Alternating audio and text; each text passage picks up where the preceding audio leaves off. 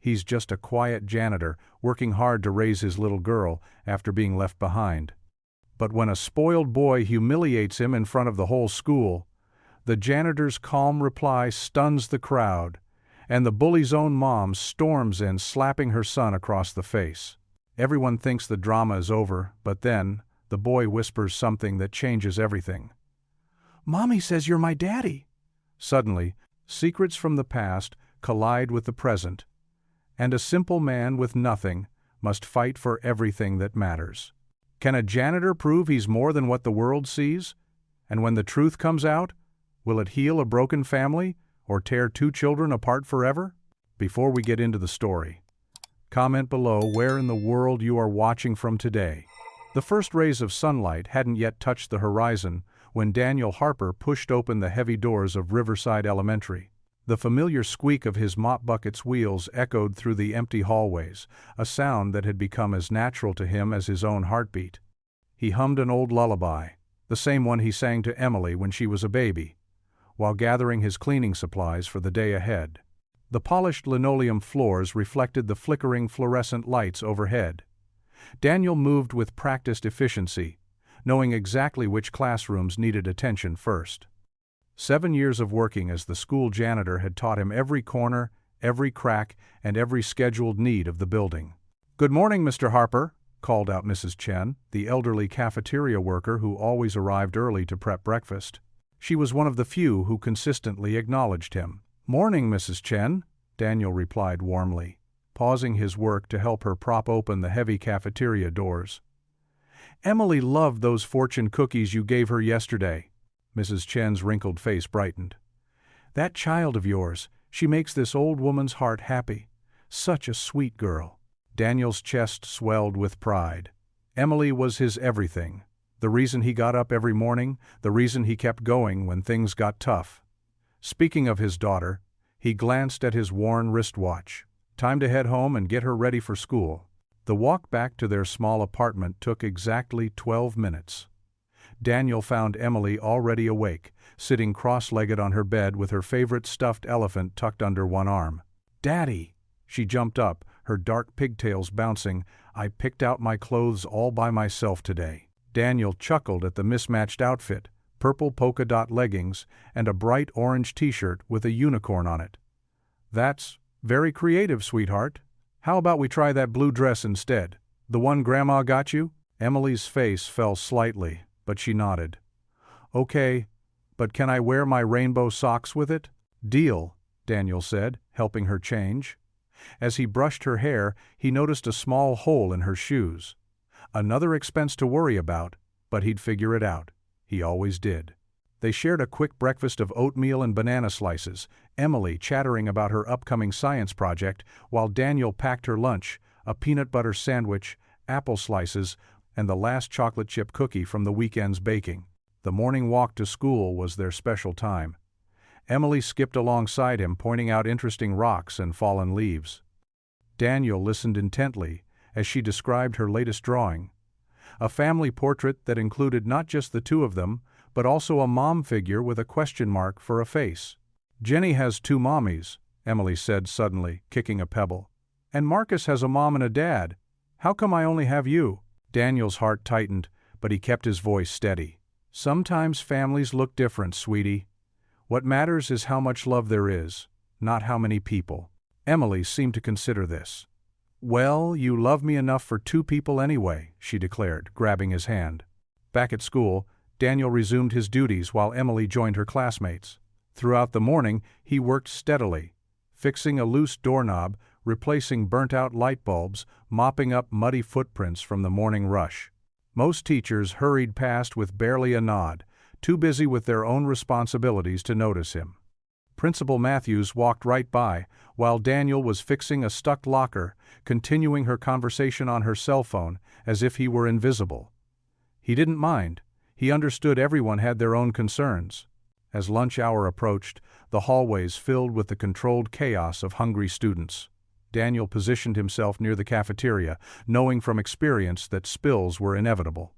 Sure enough, barely 10 minutes into the lunch period, a carton of chocolate milk toppled over, creating a brown puddle on the floor. Daniel quickly placed his "Caution, wet floor" sign and began mopping up the spill.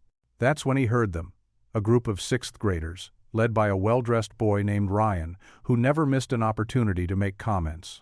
"Look at the janitor," Ryan's voice carried clearly across the cafeteria.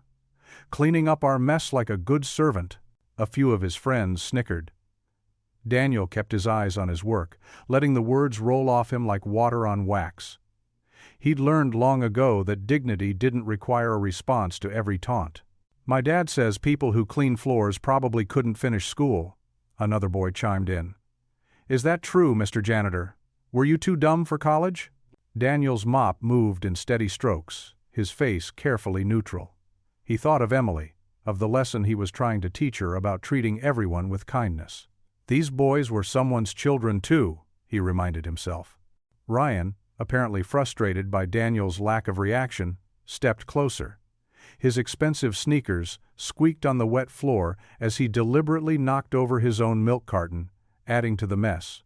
"Oops," Ryan said with false innocence. "Better clean that up too. It's all you're good for anyway. No wonder your wife left you. She probably got tired of being married to a loser." The cafeteria grew quieter. Daniel's hands tightened on the mop handle, not in anger but in an effort to maintain his composure. The comment about his wife stung more than he wanted to admit, but he wouldn't let these children see how much their words hurt. He simply reached for more paper towels, keeping his movements calm and deliberate. The mess would get cleaned up, just like always. The taunts would fade, just like always. And at the end of the day, he would go home to Emily, whose love made every moment of this worthwhile. The lunch hour stretched on, and Daniel continued his work, letting the familiar motions of cleaning ground him in the present moment. He could feel the stares of other students, some sympathetic, others amused. But he maintained his focus on the task at hand. There was dignity in doing your job well, regardless of what others thought. That was something his father had taught him, and something he hoped to pass on to Emily. The cafeteria buzzed with the chaos of lunchtime. Hundreds of children filled the long tables, their voices bouncing off the walls in a symphony of chatter, laughter, and the clinking of plastic utensils against lunch trays. Daniel moved between the tables with his mop, cleaning up the inevitable spills that came with elementary school lunch periods. A milk carton had toppled near table 6, creating a white puddle that spread across the floor. Daniel approached with his mop, carefully working around the seated children. He could feel eyes on him as he worked, but he kept his focus on the task at hand.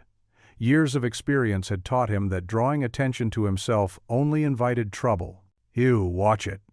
Ryan Whitmore's voice cut through the cafeteria noise.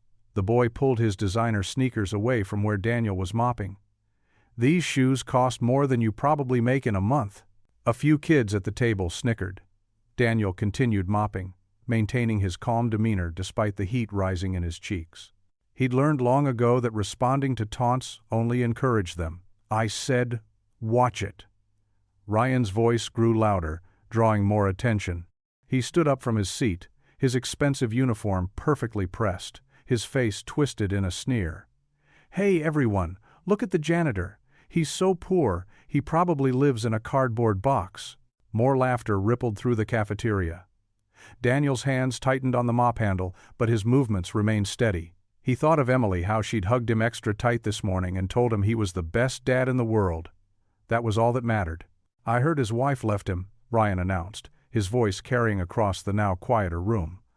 "No wonder she did. He's just a janitor. Who'd want to stay married to someone like that?" The words hit Daniel like a physical blow. He closed his eyes briefly, remembering the morning Sarah had walked out, leaving nothing but a note and a hole in their lives that Emily still struggled to understand. The cafeteria had grown unusually quiet, all eyes focused on the scene unfolding before them. Daniel straightened up, setting his mop aside. He turned to face Ryan, whose smirk faltered slightly at the direct attention. The boy had expected him to skulk away, to hide, as he usually did. But something in Daniel refused to let this moment pass. "Son," he said quietly, his voice gentle but clear enough to carry in the hushed cafeteria. "Life sometimes takes people away from us." "That's true." He paused, making sure to meet Ryan's eyes. "But it also leaves us with people worth living for. and that makes us rich in ways money can't measure." The silence in the cafeteria deepened. Ryan's smirk disappeared completely, replaced by an uncertainty he tried to hide. Several children shifted uncomfortably in their seats, no longer finding the situation amusing. "Whatever?"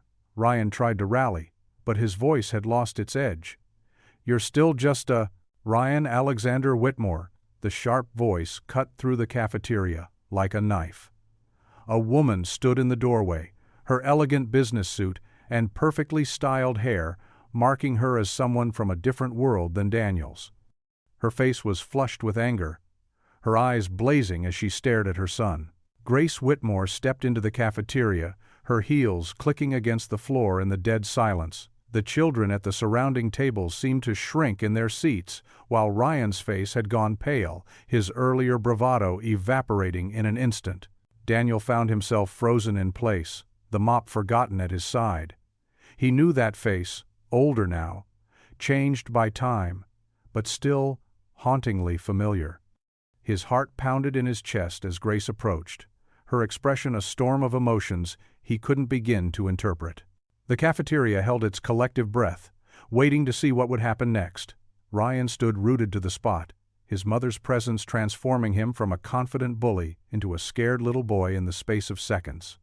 Grace's heels continued their ominous click-click-click across the floor as she approached her son, each step echoing in the unnatural quiet of the usually boisterous lunchroom. The cafeteria fell silent. The sound of Grace's heels clicking against the linoleum floor echoed through the room as she stepped forward, her face flushed with anger. The children who had been laughing moments ago now sat frozen, their eyes wide with shock. Daniel clutched his mop handle, his knuckles white. He'd seen Grace around the school before, always dressed in her crisp business suits and carrying herself with quiet elegance. But now, watching her march toward them with blazing eyes, she seemed different, almost fierce. "Ryan Alexander Whitmore," she said, her voice trembling. "How dare you?" Ryan's face drained of color as he turned to face his mother. "Mom, The sharp crack of skin against skin made everyone jump.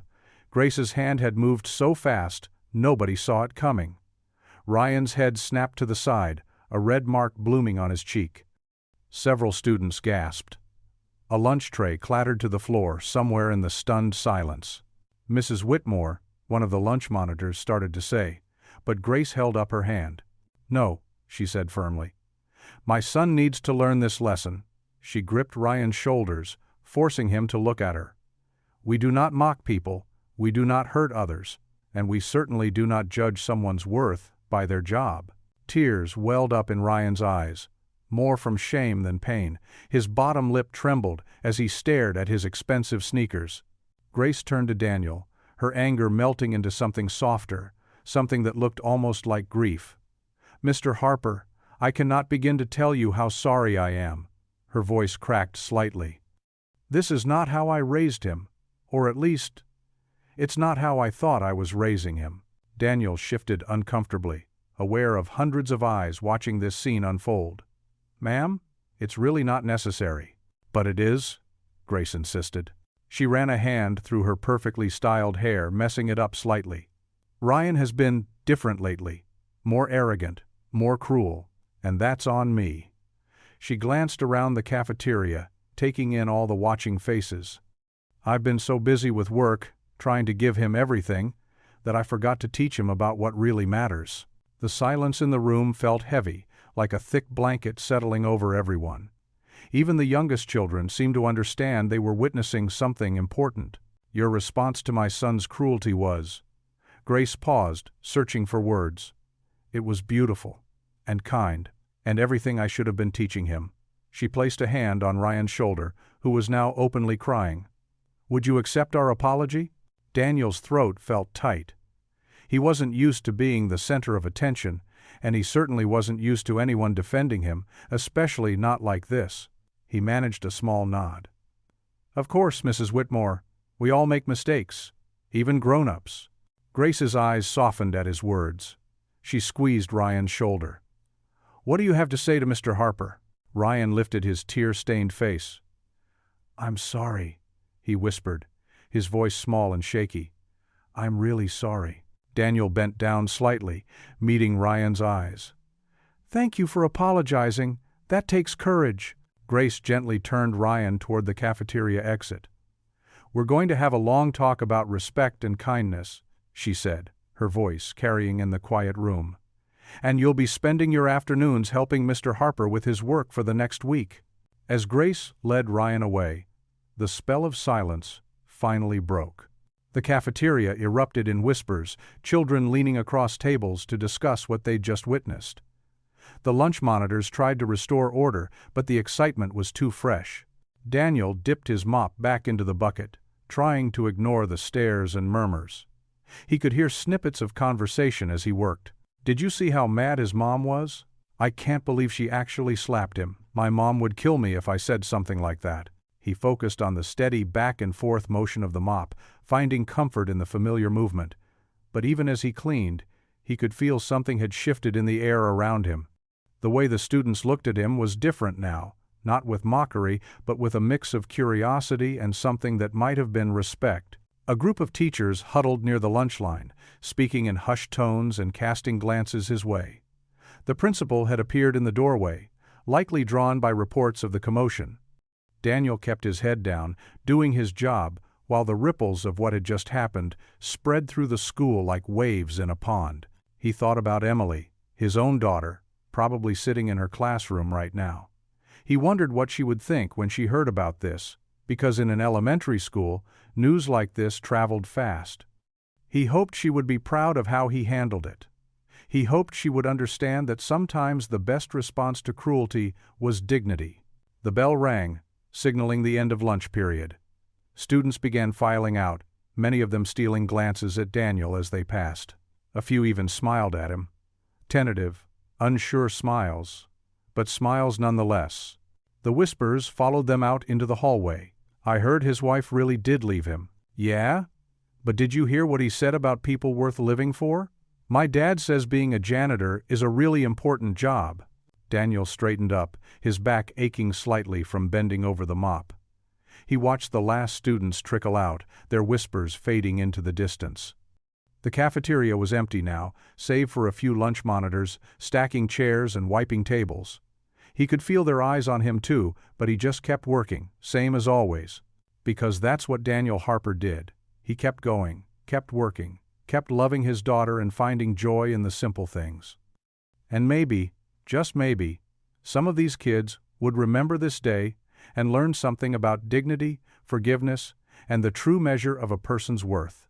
The afternoon sun cast long shadows across the school playground as parents' cars lined up for dismissal. Daniel leaned against the brick wall near the main entrance, his workday almost done.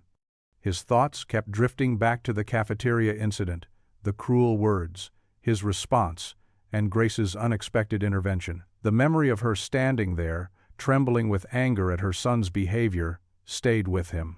He adjusted his navy blue work uniform, making sure he looked presentable for Emily. Even after a long day of mopping floors and handling spills, he always wanted to look his best for his little girl. The dismissal bell rang, and children began pouring out of the building like a noisy stream. Emily bounced down the steps, her backpack decorated with rainbow butterflies swaying with each jump. Her brown pigtails, which Daniel had carefully tied this morning, were slightly messy from the day's activities. She spotted him and broke into a run, wrapping her arms around his waist. "Daddy, I drew a picture of us in art class today." She beamed up at him, her smile missing 2 front teeth. "That's wonderful, sweetheart," Daniel said, ruffling her hair. "I can't wait to see it." Emily's smile faded slightly as she glanced around the schoolyard. "Why was Ryan crying today? I saw him in the hallway after lunch." Daniel's chest tightened.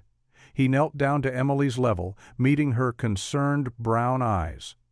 "Sometimes people say or do things that aren't very nice," he explained carefully. "And sometimes they need to learn from their mistakes." "Did somebody hurt him?" Emily's lower lip trembled slightly. "No, honey. He just learned a hard lesson about being kind to others." Daniel squeezed her small hand. "You know how we always talk about treating everyone with respect?" Emily nodded solemnly. "Like how you say we should be nice to everyone, even when they're not nice to us." "That's right. Daniel smiled, proud of her understanding. Sometimes people forget to be kind, but that doesn't mean we should stop being kind ourselves. Should I share my cookies with Ryan tomorrow? Emily asked, pulling her lunchbox from her backpack. I always have extra. Daniel's heart swelled with love for his daughter's generous spirit. That's very thoughtful of you, sweetheart. But let's give Ryan some time first, okay? The sound of clicking heels caught Daniel's attention. Grace approached them, her business suit slightly wrinkled from the long day. Her makeup couldn't quite hide the redness around her eyes. Mr. Harper? Grace's voice was soft, almost hesitant. Could I speak with you for a moment? Daniel nodded, turning to Emily. Honey, could you wait by the bench? Just where I can see you? Emily skipped to the nearby bench, pulling out her drawing pad. Daniel straightened up, facing Grace. I wanted to apologize again, Grace said, wringing her hands. What Ryan said was absolutely unacceptable. We've been having difficulties at home, but that's no excuse for his behavior. Kids say things sometimes, Daniel replied gently. They're still learning. Grace's eyes met his, filled with something that looked like remorse. You're very kind to say that. More kind than. She paused, seeming to struggle with her words. More kind than some of us deserve. There was weight to her words that Daniel couldn't quite understand, but something in her expression made him wonder if she was talking about more than just today's incident. The way you handled it, Grace continued, with such dignity, I wish. She stopped herself, glancing at her watch. I should go. Ryan's waiting in the car. But thank you, Mr. Harper, for your patience, for your grace. She turned quickly, but not before Daniel caught the shine of tears in her eyes. He watched her walk away, her shoulders straight despite her obvious distress. Emily bounded back to his side, slipping her small hand into his. Ready to go home, Daddy? Daniel squeezed her hand, grateful for the simple comfort of her presence. They began their walk home, the setting sun painting the sky in shades of pink and orange. Emily chattered about her day, about the story they read in class, about the cartwheel she almost managed at recess, about the math problem she solved all by herself. The familiar streets of their neighborhood stretched before them, lined with modest houses and late-blooming flowers. Emily's hand remained warm in his as they walked, their shadows growing longer in the fading light. Daddy? Emily said, swinging their joined hands. Yes, sweetheart, I'm glad you're my daddy. You're the nicest daddy in the whole world. Daniel had to swallow hard before he could respond. And I'm glad you're my daughter, the very best daughter anyone could ask for. They continued their walk in comfortable silence, the evening air growing cooler around them. Daniel thought about Grace's words, about Ryan's tears, about the strange weight of unspoken things that seemed to hover in the air during their brief conversation. But with Emily's hand in his and the peaceful sunset ahead, those thoughts felt distant, like shadows that couldn't quite reach them in the warmth of their shared love. Children played in nearby yards, and neighbors waved as they passed. It was their daily routine, this walk home together. But today, it felt different somehow, more precious, more significant. As if the universe was reminding him that sometimes the simplest moments were the most important ones. The sunset painted their path in gold as they walked, father and daughter, hand in hand heading home. The morning sun warmed the playground as children's laughter filled the air. Emily sat on the swing, her small hands gripping the metal chains as she pushed herself higher and higher. Her pigtails swayed with each forward motion, and her face lit up with pure joy. This was her favorite part of the school day, feeling like she could almost touch the clouds. Daniel watched from a distance as he swept the concrete path near the playground. He always kept an eye on Emily during recess, finding comfort in her happiness. Today, he was cleaning up scattered wood chips that had spilled onto the walkway, but his movements were unhurried, letting him stay close to where Emily played. The playground bustled with activity, kids climbing the monkey bars, others playing hopscotch, and a group kicking a soccer ball around. But something caught Daniel's attention. Ryan Whitmore stood alone by the fence, watching Emily swing. The boy's usual confident stance was missing, replaced by an unusual hesitation. After yesterday's incident in the cafeteria, Ryan had been notably quiet. The red mark from his mother's slap had faded, but the shock of it seemed to linger in his demeanor. Daniel noticed how Ryan shifted from foot to foot, his expensive sneakers scuffing the ground as if he was gathering courage. Finally, Ryan walked toward the swings. His approach was different from his usual strut, slower, almost uncertain. Emily, lost in her swinging rhythm, didn't notice him at first. When she did, her swing gradually slowed, her feet dragging in the wood chips until she came to a stop. Her small shoulders tensed, remembering yesterday's mockery of her father. "What do you want?" Emily asked, her voice quiet but steady. She had learned from Daniel how to face difficult moments with dignity. Ryan stood there, his hands stuffed deep in his pockets. The morning breeze ruffled his perfectly styled hair, making him look younger, more vulnerable. He glanced around, as if making sure no one else was within earshot. Daniel pretended to focus on his sweeping, but his ears strained to hear their interaction. Ryan started, then stopped. He kicked at the wood chips, creating a small hollow with his toe. "I need to tell you something." Emily remained seated on the swing, her hands still gripping the chains. "Is it mean? Because Daddy says, if you can't say something nice, it's about your dad," Ryan interrupted, his voice cracking slightly. The words seemed to tumble out of him now, like a dam breaking. "My mom, she said something last night, after she." He touched his cheek briefly, remembering the slap. Daniel's sweeping slowed even more, his heart beginning to pound. There was something in Ryan's tone that made him uneasy. Emily tilted her head, confusion clear on her face. "What about my daddy?" Ryan moved closer, almost whispering now. "My mom says you're supposed to be my dad." The playground seemed to go quiet, though children still played and shouted around them. Emily's face scrunched up in confusion. "What do you mean? That doesn't make sense." Daniel's broom clattered against the concrete as he dropped it. Several children turned to look, but he barely noticed. His feet were already moving toward the swings. Ryan's face reddened as he saw Daniel approaching, but he didn't run away. Instead, he stood straighter, as if preparing himself for something important. Emily jumped off the swing and ran to her father, grabbing his hand. "Daddy, Ryan's saying weird things," she said, looking up at Daniel with worried eyes. Daniel knelt down to be at eye level with both children. His voice was gentle when he spoke. "Ryan, what exactly did your mother tell you?" Ryan's lower lip trembled slightly, but his eyes met Daniel's directly. There was a desperate need for answers in those eyes, a look that made Daniel's heart ache. "Last night, after what happened," Ryan said, his words coming out in a rush, "Mom was crying in her room. I heard her talking on the phone to Aunt Sarah. She said she made a mistake a long time ago, that she should have told you about me."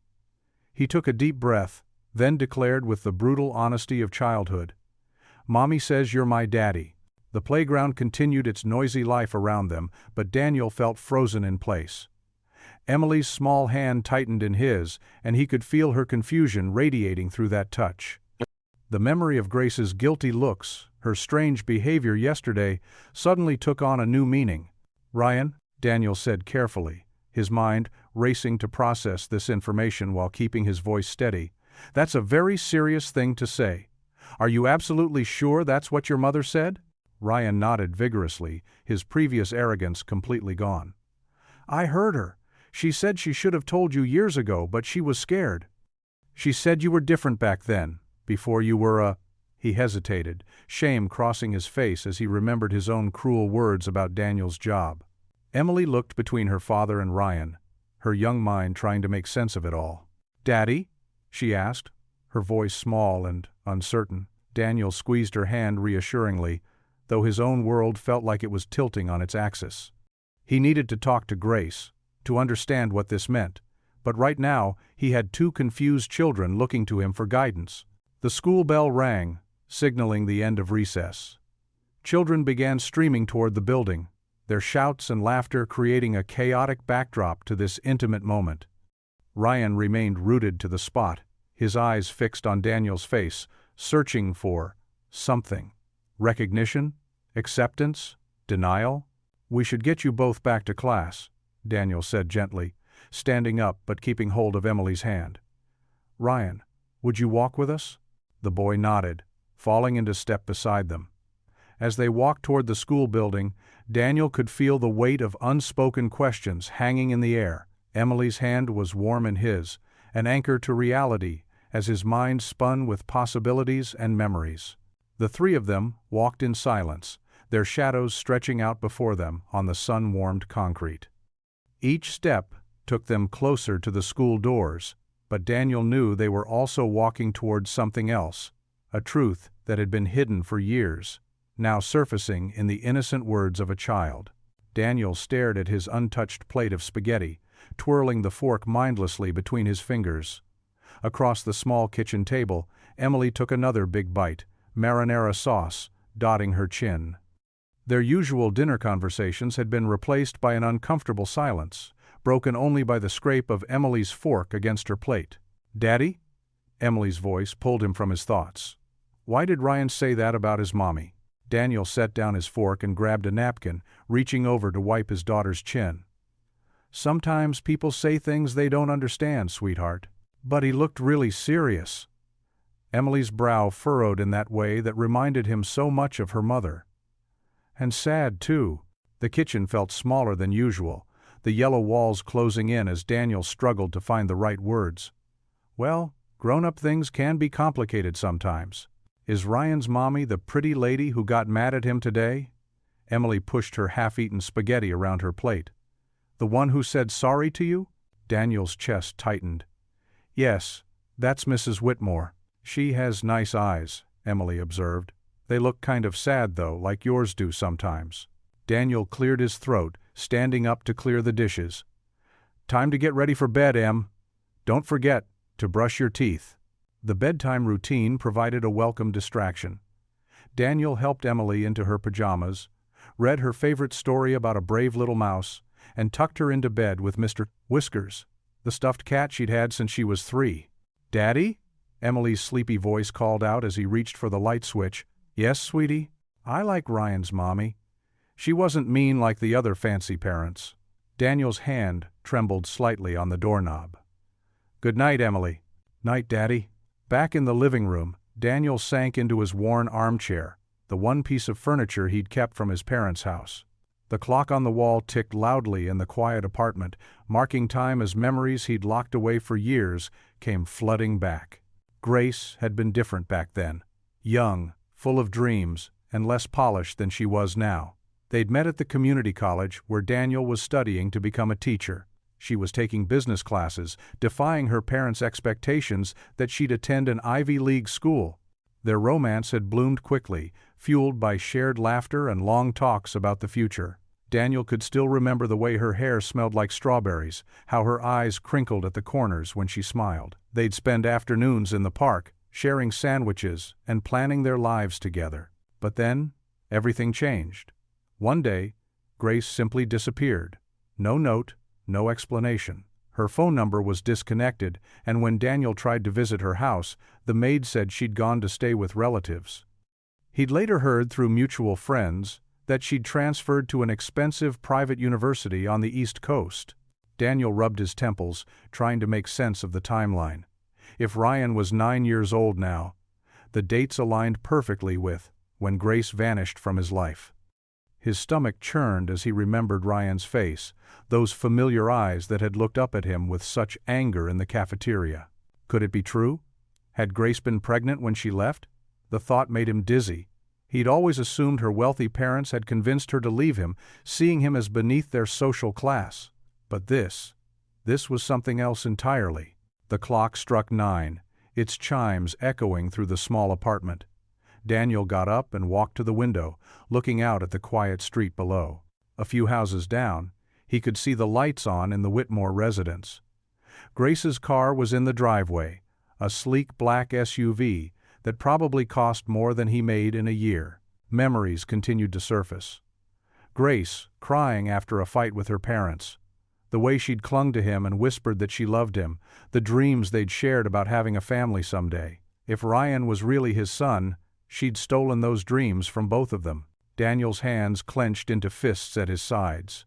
Anger, hurt, and confusion swirled inside him. He thought of all the birthdays he'd missed, The first steps, first words, the moments that should have been his to witness. And Ryan, that angry, hurting boy who'd been cruel to him, could he be the son Daniel never knew he had? Emily's soft snores drifted from her bedroom, reminding him of the precious gift of fatherhood he did have. He'd promised himself long ago that he wouldn't let bitterness take root in his heart, not after what happened with Emily's mother. But this was different. This wasn't just about him anymore. Moving quietly, Daniel retrieved his phone from the kitchen counter. He stared at it for a long moment, his thumb hovering over the keypad. The school directory listed contact information for all parents. Finding Grace's number would be easy enough. He thought of Ryan's words again. "Mommy says you're my daddy." The boy's voice had trembled with confusion and something else. Hope, maybe? Or fear? Either way, Daniel knew he couldn't let another day pass without knowing the truth. With steady fingers, he began scrolling through the directory. It was time to have a conversation that was 20 years overdue. Whatever the truth might be, he owed it to himself, and possibly to his son, to find out. The morning sun hadn't yet burned through the fog when Daniel positioned himself near the school office. His hands trembled slightly as he gripped his mop handle, pretending to clean the already spotless floor. He'd arrived an hour earlier than usual, knowing Grace always dropped Ryan off before heading to work. The hollow echo of heels against linoleum made his heart skip. Grace appeared around the corner, elegant in her blue business suit, her blonde hair pulled back in a neat bun. She slowed when she saw him, clutching her leather purse closer to her body. "Mrs. Whitmore," Daniel said softly, setting his mop aside. "Could we talk for a moment?" Grace glanced at the empty hallway, then nodded. "I suppose we should." They moved to a quiet alcove near the water fountain. Daniel noticed how Grace's fingers fidgeted with her pearl necklace, a nervous habit she'd had even back then, 20 years ago. "Ryan said something yesterday," Daniel began, keeping his voice gentle. "About me being." He couldn't finish the sentence. Grace's composure cracked. She pressed her hand against the wall as if needing support. "I knew this day would come," she whispered. "I just didn't expect it so soon." "Is it true?" Daniel asked, his throat tight. Could Ryan be? Yes. The word fell between them like a stone in still water. "Ryan is your son." Daniel felt the floor shift beneath his feet. He steadied himself against the wall, trying to process her words. "How? Why didn't you tell me?" Grace's eyes glistened with unshed tears. "Do you remember that summer, before I left for college?" "Of course I do." Those memories had haunted him for years. Stolen kisses behind the library, promises whispered under starlit skies, dreams of a future together. "My parents found out I was pregnant just before Christmas break." Grace's voice trembled. "They were furious, said I was throwing my life away, that you," she swallowed hard, "that you weren't good enough for our family." Daniel felt an old familiar ache. "Because I was just a mechanic's son, they threatened to cut me off completely." Grace wrapped her arms around herself. "Not just the money for college, but everything. They'd already arranged for me to marry Martin Whitmore. Old money, proper connections. They said it would be better for everyone if you erased me from your life," Daniel finished, the pieces of an old puzzle finally falling into place. Grace nodded, a tear sliding down her cheek. "Martin agreed to raise Ryan as his own. My parents got their perfect society marriage, and I." She wiped her face quickly. "I gotta keep my son, but I lost myself in the process." Daniel leaned against the wall, memories flooding back. Grace's sudden silence, her returned letters, the way she'd avoided him when she came home for holidays. He'd always assumed she'd found someone better at college, someone more worthy of her family's approval. "Does Ryan know?" he asked. "Not officially," Grace admitted. "But he's smart. He's been asking questions lately, especially after finding old photos. Martin and I divorced 3 years ago, and Ryan's been struggling with it all." The morning bell rang, making them both jump. Students would start arriving soon. "I need time to process this," Daniel said, running a hand through his graying hair. "And Emily. God, Emily needs to know she has a brother." "I'm so sorry, Daniel." Grace's voice cracked. "I know an apology can't make up for 20 years, but I truly am sorry. You deserved better. Ryan deserved better." More footsteps echoed down the hall, teachers arriving for the day. Grace straightened her jacket, trying to rebuild her composed facade. "We should talk more," she said, pulling a business card from her purse.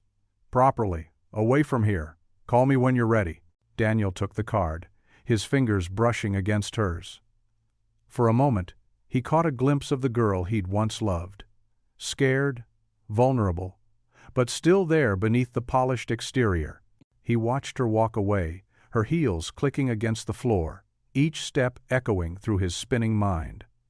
The card in his hand felt impossibly heavy, weighted with 2 decades of secrets and possibilities. The walk home that afternoon seemed to take forever. Daniel barely noticed the familiar houses and gardens he passed every day. His mind kept circling back to one thought. He had a son. Ryan, the boy who'd mocked him, who'd made him feel small, was his own flesh and blood. Each step brought a new question, a new worry, a new wonder. Would Ryan accept him? Could they build a relationship after such a rocky start? How would Emily handle having an instant older brother? The possibilities stretched out before him like an endless road, terrifying and amazing all at once. As he approached his modest house, Daniel paused at the mailbox, needing a moment to steady himself. The morning's revelation sat in his chest like a physical weight. Not entirely painful, but overwhelming in its magnitude. His life, which had seemed so settled in its routine of work and caring for Emily, now felt like a puzzle with pieces shifting into entirely new patterns. He pulled Grace's business card from his pocket, staring at the embossed letters until they blurred before his eyes. 20 years of missing memories. First steps, first words, school plays, and birthday parties, all lost to time and circumstance. But maybe, just maybe, there was still time to build something new from these broken pieces of the past. Daniel stood at the kitchen sink, methodically washing dishes while Emily sat at their small kitchen table, pushing peas around her plate. The clock on the wall ticked steadily, marking each moment of uncomfortable silence. Through the window, the sky had turned a deep purple, streetlights flickering to life, one by one. "Daddy?" Emily's small voice broke through his thoughts. "Is Ryan really my brother?" The plate in Daniel's hands nearly slipped. He set it carefully in the drying rack, dried his hands on a dish towel, and turned to face his daughter. Her big brown eyes held that innocent curiosity that always managed to pierce straight to his heart. "Come here, sweetheart." He pulled out a chair and sat down, patting his knee. Emily scrambled onto his lap, her favorite purple pajamas decorated with tiny stars. "That's a complicated question. But Ryan said his mommy told him you're his daddy. That would make him my brother, right?" Her logic was simple, beautiful in its directness. Daniel wrapped his arms around her, breathing in the sweet smell of her strawberry shampoo. "Sometimes grown-up things are messy, Emily. Miss Grace, Ryan's mom, and I knew each other a long time ago, before you were born. Before Mommy left?" Emily's question was soft, tentative, way before that. Daniel's chest tightened. He thought of Grace's face this morning, the guilt in her eyes, the tremor in her voice as she'd confirmed what he'd already begun to suspect. "If Ryan is my son, that means you do have a brother. But we need to be sure first, and there's a lot of grown-up stuff to figure out." Emily played with the buttons on his work shirt, thinking. "Ryan was mean to you," she said finally. "Brothers and sisters aren't supposed to be mean." Daniel smiled sadly. Ryan didn't know, and sometimes people act mean when they're hurting inside. He thought of the anger in Ryan's eyes, wondering how much pain the boy carried beneath his privileged exterior. After tucking Emily into bed with extra hugs and her favorite bedtime story, Daniel retreated to the living room. The old armchair creaked as he sank into it, his mind whirling with the day's revelations. The small apartment felt especially quiet tonight, filled with the weight of unspoken worries. What would people say? He could already imagine the whispers at school, the janitor claiming to be the father of wealthy Grace Whitmore's son. Some would call him an opportunist, others would mock him even more. The social gap between him and Grace's world seemed impossibly wide. Then there was Emily to consider. His sweet, sensitive daughter had already weathered so much with her mother's abandonment. How would she handle sharing her father with a brother who'd been cruel to them both? And Ryan, a boy raised in luxury, Used to getting his way, how would he accept a janitor as his father? Daniel's eyes drifted to the small collection of family photos on the wall. Most featured just him and Emily, at the park, at her kindergarten graduation, building sandcastles at the beach. But there, tucked in the corner, was an old photograph he'd never had the heart to take down. Grace, 20 years younger, laughing in the summer sunshine. He'd kept it all these years, a reminder of happier times. The memory of their brief romance flooded back. They'd been so young, so full of dreams. He'd been working his way through community college, determined to become a teacher. Grace had been rebelling against her parents' expectations, finding joy in simple pleasures like picnics and stargazing.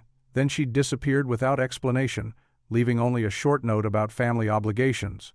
Now he understood. Her parents had pressured her into a suitable marriage, and she'd been carrying his child. The thought made his heart ache, not just for himself, but for Grace too. What kind of pressure had she faced? What fears had driven her to hide the truth for so long? Despite the complexity of emotions swirling in his chest, Daniel felt something he hadn't expected. Hope. It was small, like a candle flame in a dark room, but it was there. Perhaps this revelation, as challenging as it seemed, was actually a gift. Maybe he wasn't as alone in the world as he'd thought. Rising from the chair, Daniel walked to the window. The night sky stretched vast and star-filled above the city lights. He pressed his forehead against the cool glass, closing his eyes. "Lord," he whispered, his breath fogging the window. "I don't know how this is going to work. I don't know if I'm strong enough for what's coming. But if Ryan is my son, help me be the father he needs. Help me protect Emily's heart. And please," he paused, his voice catching, "give me wisdom to handle whatever tomorrow brings." The stars twinkled silently overhead, offering no immediate answers, but somehow providing comfort in their steady presence. Daniel stood there for a long moment, drawing strength from the quiet night, preparing himself for the challenges that lay ahead. The morning sun cast long shadows across Main Street as Daniel approached Sally's diner. His work uniform was freshly pressed, but his hands felt clammy as he spotted Grace through the window. She sat in a corner booth, stirring her coffee with practiced elegance that made him feel even more out of place. The bell above the door chimed as he entered. Several regulars looked up, their expressions curious at seeing the school janitor meet with Ryan's well-dressed mother. Grace waved him over, her smile tentative but warm. "I ordered you coffee," she said as he slid into the booth. "You still take it black, right?" Daniel nodded, surprised she remembered. "Thank you." He wrapped his calloused hands around the warm mug, grateful for something to hold on to. Sally, the diner's owner, approached with her order pad. "The usual breakfast, Daniel?" "Just coffee today, Sally. Thanks." Grace waited until Sally moved away before speaking. "I've been thinking about everything. About Ryan." She paused, adjusting her silk scarf. "He needs a father figure, Daniel." "A real one. What about your ex-husband?" Daniel asked carefully. Grace's perfectly maintained composure cracked slightly. "Martin. He's more interested in shaping Ryan into his idea of success than actually being there for him. Designer clothes, private tennis lessons, summer camps in Europe." She stirred her coffee again, though it didn't need it. "But he doesn't attend Ryan's school plays or help with homework." Daniel thought of the boy who had mocked him in the cafeteria, wondering how much of that behavior came from Martin's influence. "Ryan seems to have everything he could want." "Everything except what matters most." Grace's voice softened. "The kind of father who would notice when he's hurting, who would teach him about kindness and dignity." She looked directly at Daniel. "The way you are with Emily." Heat crept up Daniel's neck. "I'd just try my best." "That's exactly what I mean." Grace leaned forward. "Do you remember that summer before college? When we found that injured bird?" Daniel nodded, slowly. The memory was clear. A fallen sparrow, its wing broken. "You spent 3 weeks nursing it back to health. Everyone else said to leave it, but you couldn't bear to see it suffer." Grace's eyes glistened. "That's who you are, Daniel. That's who you've always been." The morning crowd bustled around them, plates clinking, conversations humming. Daniel stared into his coffee, processing her words. "Ryan was born 7 months after I left," Grace continued quietly. My parents. They had such plans for me. Law school, marriage to Martin, the right social circles. When I found out I was pregnant, they convinced me it would ruin everything. She wiped quickly at her eyes. I was young and scared. Martin offered to raise Ryan as his own. And now? Daniel's voice was gentle. Now I see what a mistake I made. Not just keeping Ryan from you, but trying to make him fit into that world. Grace reached across the table, her perfectly manicured hand resting near his. He acts tough, but he's sensitive underneath. Like you. Daniel thought of his own daughter, how naturally kindness came to her. Emily's been asking if she has a brother now. A small smile touched Grace's lips. What did you tell her? I haven't known what to say. He met Grace's gaze. It's complicated. It doesn't have to be. Grace straightened, business-like efficiency returning to her voice. Ryan has baseball practice on Saturdays. Maybe you could come watch? Just be there. Let him get used to seeing you around. Daniel's heart quickened at the suggestion. You think he'd want that? I think he needs it, whether he knows it or not. Grace pulled out her phone, checking the time. Practice is at 10, Fletcher Park. Martin never comes. He's always golfing with clients. The morning light had strengthened, streaming through the diner's windows. Daniel could see his reflection in the glass. Tired eyes. Work clothes that had seen better days. What could he offer a boy who had everything? I should get to work, he said, reaching for his wallet. Grace shook her head. Please, let me. She placed a 20 on the table. Just think about Saturday? Daniel stood, adjusting his name badge. I'll think about it. As he walked toward the door, Grace called after him softly. Daniel? He turned. Thank you. For being willing to even consider this after everything. The bell chimed again as Daniel stepped into the morning air. His chest felt tight, with a mixture of hope and fear. Hope that maybe he could make a difference in Ryan's life. Fear that the boy would reject him just as thoroughly as Grace's family had years ago. He checked his watch. The school hallways needed mopping before the students arrived. At least that was something he knew how to do, something within his control. The rest, well, that would take more than just elbow grease and determination. The autumn breeze rustled through the maple trees at Jefferson Park, carrying the sweet scent of fallen leaves. Daniel sat on a wooden bench, watching Emily chase butterflies near the playground. Her pink sweater fluttered as she jumped and giggled, making his heart swell with love. Look, Daddy, this one's orange, Emily called out, her pigtails bouncing with each hop. That's beautiful, sweetheart, Daniel replied, then froze as he spotted a familiar silver SUV pulling into the parking lot. Grace stepped out, looking casual but still elegant, in jeans and a cream sweater. Ryan followed, dragging his feet and kicking at loose gravel. His face was set in a scowl that reminded Daniel of storm clouds. Emily noticed them too. She stopped chasing butterflies and ran back to Daniel, pressing against his leg. Daddy, why are they here? Daniel placed a gentle hand on her shoulder. Remember what we talked about? About being kind and giving people a chance? Emily nodded, but her fingers twisted nervously in the fabric of his pants. Grace approached with an apologetic smile. I hope we're not interrupting, I thought. Maybe the children could play together? Of course, Daniel said, standing up. Emily, why don't you show Ryan the new swing set they installed? Emily looked uncertain, but her natural friendliness won out. They go really high, she offered, glancing at Ryan. Ryan crossed his arms. I don't need you to show me anything. I know how swings work. Ryan, Grace warned, but Daniel raised his hand.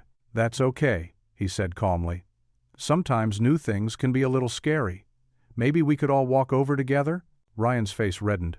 I'm not scared. I'll show you. He stormed toward the swings, but his confident stride faltered as he got closer to the tall structure. Daniel followed at a distance, letting Ryan maintain his pride while staying close enough to help if needed. Emily trailed behind, watching curiously. At the swings, Ryan grabbed the chains and pulled himself onto the seat, but his movements were stiff and awkward. He tried to kick off, but couldn't get the rhythm right. His frustration grew with each failed attempt. Would you like some help? Daniel asked softly. No, Ryan snapped. but his voice cracked slightly. "I can do it myself." Emily climbed onto the swing next to him and started pumping her legs smoothly. "Daddy taught me a trick. You have to lean back when you go up and—" "Shut up. I don't need help from a baby." Emily's face fell, and tears welled in her eyes. Daniel stepped forward, but before he could speak, Ryan's swing twisted sideways, and he slipped off the seat. He landed hard on his hands and knees. Grace rushed forward, but Daniel was closer. He knelt beside Ryan, who was trying desperately not to cry. "Hey, it's okay," Daniel said gently. "Everyone falls sometimes. May I check if you're hurt?" Ryan nodded slightly, his lower lip trembling.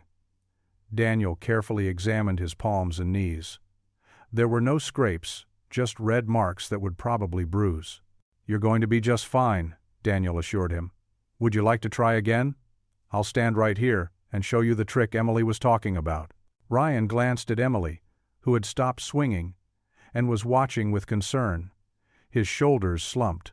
"Sorry I called you a baby," he mumbled. Emily hopped off her swing and came closer. "It's okay. Want me to show you how to pump your legs?" Ryan looked up at Daniel, then at Emily. "Yeah. Okay." For the next 20 minutes, Daniel stood between the swings, giving gentle pushes when needed and offering quiet encouragement. Emily demonstrated the proper technique, her earlier hurt forgotten in the excitement of teaching something new. Grace watched from the bench, her eyes soft with emotion as she observed Daniel's patience. The autumn sun painted everything in warm golden light, and the children's laughter carried across the park. Eventually, Ryan got the hang of it. His face lit up with genuine joy as he swung higher and higher. "Look, Mo! Look! I'm doing it!" he called out, catching himself before saying, "Mom!" When his swing slowed, Ryan planted his feet firmly on the ground. He stood still for a moment, then turned to Daniel. "Thanks," he said quietly, the word barely audible but sincere, "for helping me with the swings." Daniel nodded, understanding the magnitude of this small gesture from a boy who had been taught that accepting help was a sign of weakness. "Any time, Ryan. Any time." The scene feels complete here as it fulfills all the required elements: the initial clash, Daniel's patient encouragement, Ryan watching Daniel's interaction with Emily, and ending with Ryan's quiet thanks for the swing help. The old wooden doors of First Community Church creaked open as Daniel and Emily made their way inside. Sunlight streamed through stained glass windows, casting colorful patterns across the worn carpet. Emily skipped ahead in her favorite yellow dress, her patent leather shoes clicking against the floor. "Remember, sweetheart, quiet feet in church," Daniel whispered, guiding her toward their usual spot in the middle pew. Emily nodded solemnly and tiptoed the rest of the way. She loved sitting in this particular pew because the red cushion had a small tear that made a perfect nest for her stuffed mouse, which she always sneaked into church despite Daniel's gentle protests. As they settled in, Mrs. Peterson, the choir director's wife, turned around from the row in front and gave them her usual warm smile. "Good morning, Daniel. Emily, don't you look pretty today?" Emily beamed, smoothing her dress. "Thank you, Mrs. Peterson. Daddy ironed it special." Daniel felt his cheeks warm. He'd burned his finger twice getting those ruffles just right, but Emily's happiness made it worth it. The familiar, pre-service bustle filled the sanctuary hymnals being opened, children being shushed, the organist practicing scales. Daniel closed his eyes, drawing comfort from the routine of it all. But then a collective hush fell over the congregation, followed by the distinct sound of whispers. Daniel opened his eyes to see Grace and Ryan walking down the center aisle. Grace wore a modest blue dress that made her look younger somehow, more like the girl he'd known years ago. Ryan trudged beside her in a crisp white shirt and tie, looking as uncomfortable as any 9-year-old boy forced into church clothes. Emily sat up straighter, her eyes wide. "Daddy, look!" "Shh," Daniel whispered, though his own heart had started racing. To his surprise, Grace paused at their pew. "May we join you?" she asked softly. Daniel nodded, sliding over to make room. Emily quickly scooped up her mouse and moved closer to him as Grace and Ryan settled in beside them. The whispers grew louder. Daniel could hear fragments floating around them. "Isn't that the janitor? Grace Whitmore? With him? I heard that boy. Scandal in the making. Ryan's face reddened as he stared at his shiny dress shoes. Daniel recognized that look of shame he'd worn it himself often enough. Without thinking, he reached into his jacket pocket and pulled out a small pack of peppermints he always carried for Emily. "Would you like one?" he offered quietly to Ryan. The boy looked up, startled by the kindness. After a moment's hesitation, he nodded and took a mint. Emily immediately held out her hand too, making Ryan crack a tiny smile. Pastor John stepped up to the pulpit then, his presence commanding immediate attention. His keen eyes swept over the congregation, lingering briefly on their pew with what Daniel swore was a knowing look. "Today," Pastor John began in his rich voice, "we're going to talk about new beginnings." Daniel felt Grace stiffen beside him. In John 8:36, we read, "So, if the Son sets you free, you will be free indeed." Pastor John smiled warmly. Free from what, you might ask? Free from the chains of our past, free from the judgment of others, free to become who God truly meant us to be. Emily leaned against Daniel's arm, playing with her mouse's tail. Ryan kept sneaking glances at them between unwrapping his mint as quietly as possible.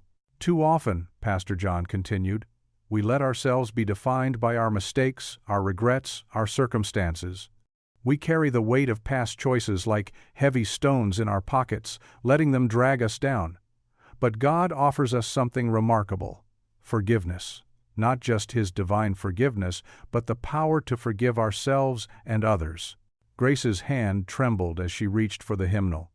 Daniel noticed and pulled his own copy out, sharing it with her. Their fingers brushed briefly, sending a jolt of electricity through his arm. The sermon continued, each word seeming to speak directly to their situation. Pastor John spoke of families torn and mended, of pride laid aside for love, of the courage it takes to embrace change. Daniel felt exposed, as if the entire congregation could see straight into his heart, yet strangely comforted too, wrapped in the certainty that God had led them to this moment. When it came time for the closing hymn, Emily insisted on standing between Ryan and Daniel. As they sang "Amazing Grace," her clear child's voice rising confidently above their more hesitant ones, Daniel noticed something extraordinary. Ryan was singing too, softly at first, then with growing strength. The whispers hadn't stopped. If anything, they'd grown more intense as the service progressed. Mrs. Peterson kept turning around, her curiosity barely disguised as friendly interest. The Marshall family, 3 rows back, didn't even try to hide their stares. But Daniel found he didn't mind as much as he'd expected. Each verse of the hymn felt like a shield. Each word of the sermon like a foundation beneath his feet. He wasn't just the janitor here, he was a child of God, worthy of love and second chances. As the final notes faded away, Pastor John raised his hands for the benediction. "May the Lord bless you and keep you. May His face shine upon you and be gracious unto you.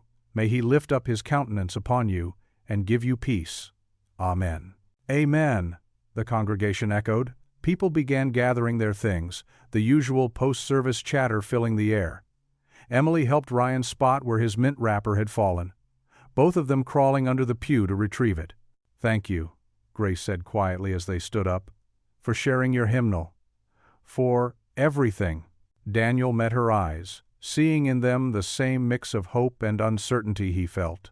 "You're welcome." They made their way down the aisle together, their children walking ahead. Just before they reached the doors, Grace turned to him with a shy smile that transformed her entire face, making her look young and free and full of possibility. That smile carried more meaning than any whispered gossip ever could. Daniel's old pickup truck rumbled to a stop in front of Grace's 2-story colonial home. The setting sun painted the white siding in warm orange hues. Emily bounced in her seat, clutching the chocolate chip cookies they'd baked together that afternoon. "Remember your manners, sweetie," Daniel reminded her, straightening his tie one last time. He'd changed out of his work clothes and put on his Sunday best, a navy blue suit that was slightly worn at the elbows but still presentable. "I know, Daddy," Emily said, rolling her eyes. "No elbows on the table, and say please and thank you." They walked up the stone path to the front door, fallen leaves crunching beneath their feet. Before Daniel could ring the doorbell, the door swung open. Grace stood there in a simple cream sweater and dark slacks, her smile nervous but welcoming. "You made it," she said, stepping aside. "Please, come in."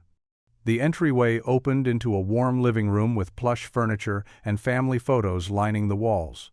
Ryan sat on the couch, pretending to be absorbed in a video game, but his eyes kept darting toward the doorway. "We brought cookies," Emily announced, holding up the tin. "That's so thoughtful," Grace said, taking the tin. "Ryan, come say hello to our guests." Ryan shuffled over, hands in his pockets. "Hi," he mumbled, not quite meeting Daniel's eyes. "Hey there, buddy," Daniel said softly. "How was school today?" Before Ryan could answer, a timer buzzed from the kitchen. "Oh, the lasagna!" Grace exclaimed, hurrying off. "Make yourselves comfortable. We'll eat in just a few minutes." Emily immediately gravitated toward Ryan's game console. "What are you playing?" Ryan's shoulders relaxed slightly. "Racing cars. Want to try?" While the kids settled on the couch with the game, Daniel followed Grace into the kitchen. The aroma of garlic bread and tomato sauce filled the air. "Can I help with anything?" he asked. Grace pulled the lasagna from the oven, her cheeks flushed from the heat. "Would you mind getting the salad from the fridge?" They worked together in comfortable silence, moving around each other in the kitchen as if they'd done this 100 times before. Daniel found himself remembering similar moments from years ago, when they were younger, and everything seemed simpler. "Kids, dinner's ready," Grace called. The dining room table was set with Grace's good china, the kind usually reserved for holidays.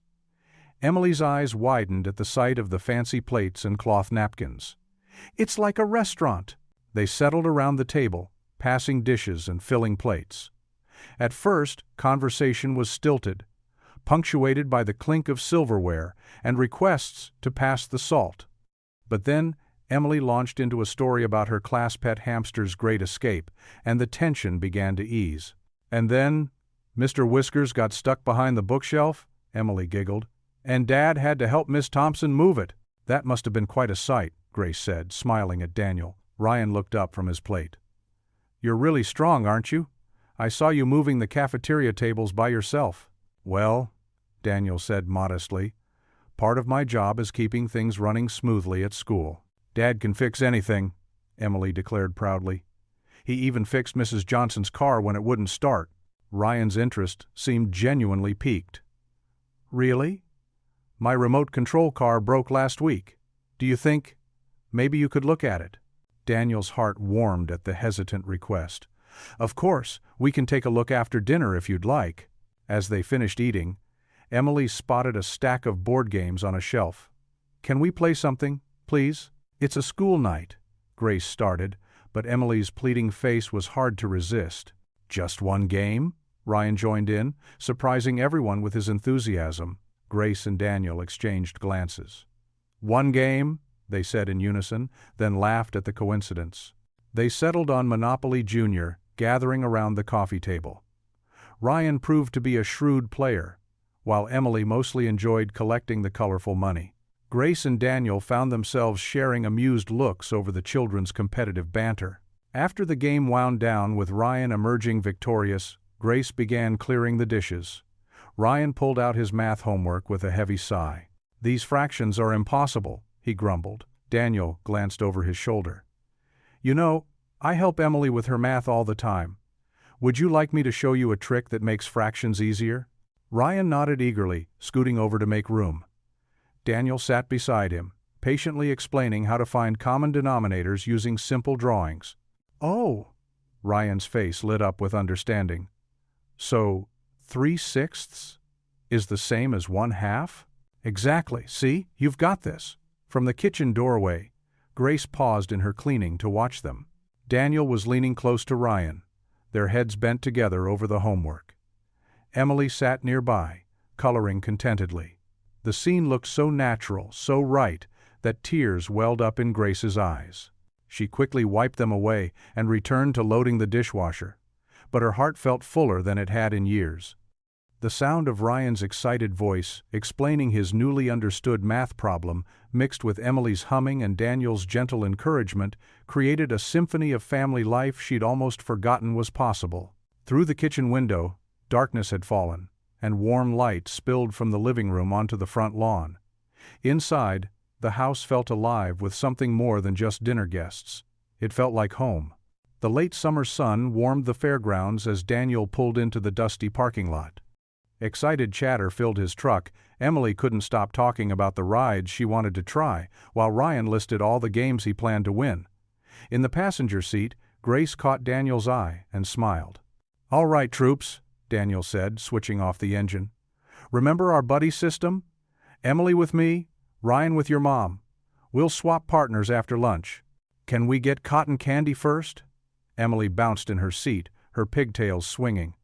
"Please, Daddy? How about we start with something less sugary?" Grace suggested, smoothing Ryan's collar. "I saw they have a petting zoo near the entrance." The fairgrounds buzzed with life carousel music, mixed with children's laughter and the calls of game vendors. Colorful flags fluttered overhead, and the smell of popcorn and grilled corn filled the air. Daniel felt a warmth in his chest that had nothing to do with the weather. Just a month ago, he would never have imagined a day like this. At the petting zoo, Emily squealed with delight as she fed carrots to a gentle brown goat. Ryan, trying to act cool at first, couldn't help grinning when a baby lamb nuzzled his hand. Daniel noticed Grace taking pictures with her phone, capturing every moment. "Look at this one," she said, showing Daniel a shot of both kids laughing together. "They're starting to look like real siblings." Daniel nodded, his throat tight with emotion. "They sure are." After the petting zoo, they moved on to the games section. Ryan's eyes lit up at a basketball shooting booth. "Can I try? Please?" "Sure thing, buddy."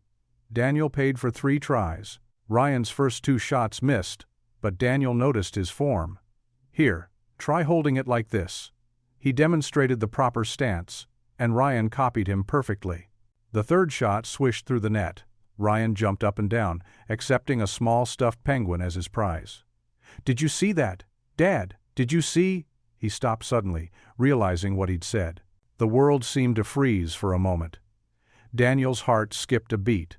Grace's hand flew to her mouth. Emily looked between them all, confused. Ryan's face flushed red. I mean, Daniel knelt down to Ryan's level, his voice gentle. "That was an amazing shot, son. I'm really proud of you." The tension broke as Ryan's face lit up with relief and joy. He hugged the stuffed penguin tight, then surprised everyone by throwing his arms around Daniel's neck. Grace wiped at her eyes, trying to be subtle about it. "Who wants cotton candy?" she asked, her voice a bit shaky. They spent the next few hours trying everything the fair had to offer. The kids shared a massive cloud of blue cotton candy, getting sticky fingers and sugar-high giggles. Daniel and Grace took turns riding the carousel with them, waving each time they passed by. At the photo booth, they squeezed in together, all 4 of them barely fitting in the small space. The first photo was nice and proper. In the second, they all made silly faces. The third caught them mid-laugh when Emily sneezed, and the fourth showed them in a group hug. "These are keepers," Grace said, looking at the strip of photos. "We should frame them." As afternoon turned to evening, they made their way to the Ferris wheel. The line was long, but nobody minded waiting. Emily held Daniel's hand while Ryan chatted excitedly with Grace about all the prizes he'd won. "2 per car," the operator announced when it was their turn. "Can I ride with Ryan?"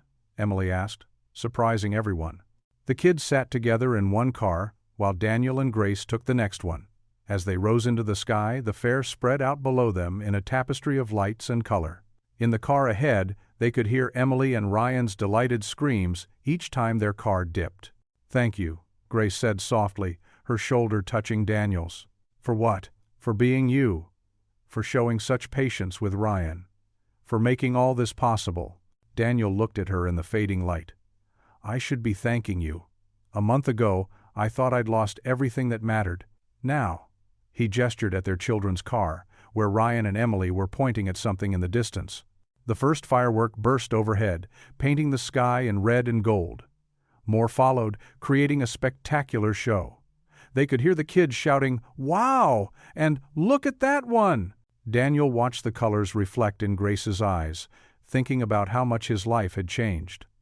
The lonely nights of wondering if he'd ever find happiness again seemed far away now. Here, suspended between heaven and earth, with his daughter's laughter mixing with his son's excitement, and Grace's warm presence beside him, Daniel felt complete. The Ferris wheel made one final rotation as the fireworks reached their grand finale. Each burst of light illuminated their little family. 2 cars, 4 hearts, finding their way home to each other. The morning sun streamed through Grace's kitchen window as she prepared breakfast, humming softly. Last night's fare still felt magical the way Ryan had looked at Daniel, the warmth of being together as a family. She cracked eggs into a bowl, thinking about maybe inviting Daniel and Emily over for Sunday dinner. Her phone buzzed on the counter. Grace glanced at it, then froze. Martin's name flashed on the screen. Her ex-husband never called unless something was wrong or he wanted to complain. With trembling fingers, she answered, "Hello? What's this I hear about some janitor spending time with my son?" Martin's voice cut like ice through the peaceful morning. Grace's hand tightened on the phone. "Martin, don't play games with me, Grace. The country club is buzzing with gossip. Sarah Thompson saw you all at the fair last night. What were you thinking?" She straightened her spine, trying to keep her voice steady. "Daniel is a good man, Martin. Ryan likes spending time with him." "A good man?" Martin's laugh was cruel. "He pushes a mop for a living. Is this some kind of charity case? Or have you completely lost your mind?" "His job doesn't define who he is," Grace said, but her voice wavered. She could picture Martin in his expensive office, looking down at the city from his top-floor window. "Oh, but it does. Do you think anyone respects a man who cleans up after children? What kind of example is that for Ryan?" Martin's voice grew harder. "I've been lenient with your quirks since the divorce. But this crosses a line." Grace sank into a kitchen chair, her legs weak. "What do you mean?" I mean, I won't stand by while you expose our son to this kind of influence." "A janitor? Really, Grace? What's next, having Ryan help clean toilets for summer work?" "Stop it," Grace whispered. But Martin wasn't finished. "I've already called my lawyers. If you don't end this ridiculous situation immediately, I'll petition for full custody. You know I can afford the best legal team in the state." Grace's heart pounded. "You wouldn't!" "Try me. I've been gathering evidence of your questionable judgment. The time you let Ryan skip his piano lessons for baseball.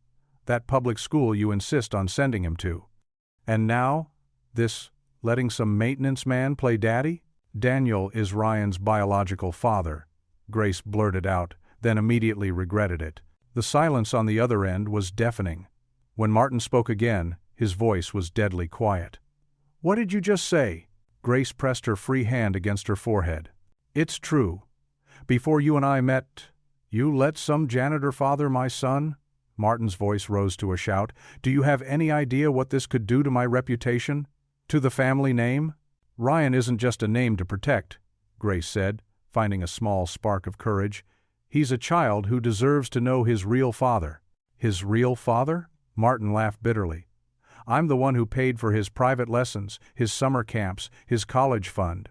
I'm the one who gave him a future. And this is how you repay me?" Grace could hear papers rustling on Martin's end. "I'm sending you something right now. Check your email." Her laptop chimed from the counter. With shaking hands, Grace opened the new message. Legal documents filled her screen custody papers, threatening to expose her pattern of poor decision-making and exposure of the minor child to inappropriate influences. "Martin, please," she whispered, "don't do this." "You have 24 hours to end this situation," he said coldly. "Get rid of the janitor, or I'll make sure everyone knows what kind of mother you really are.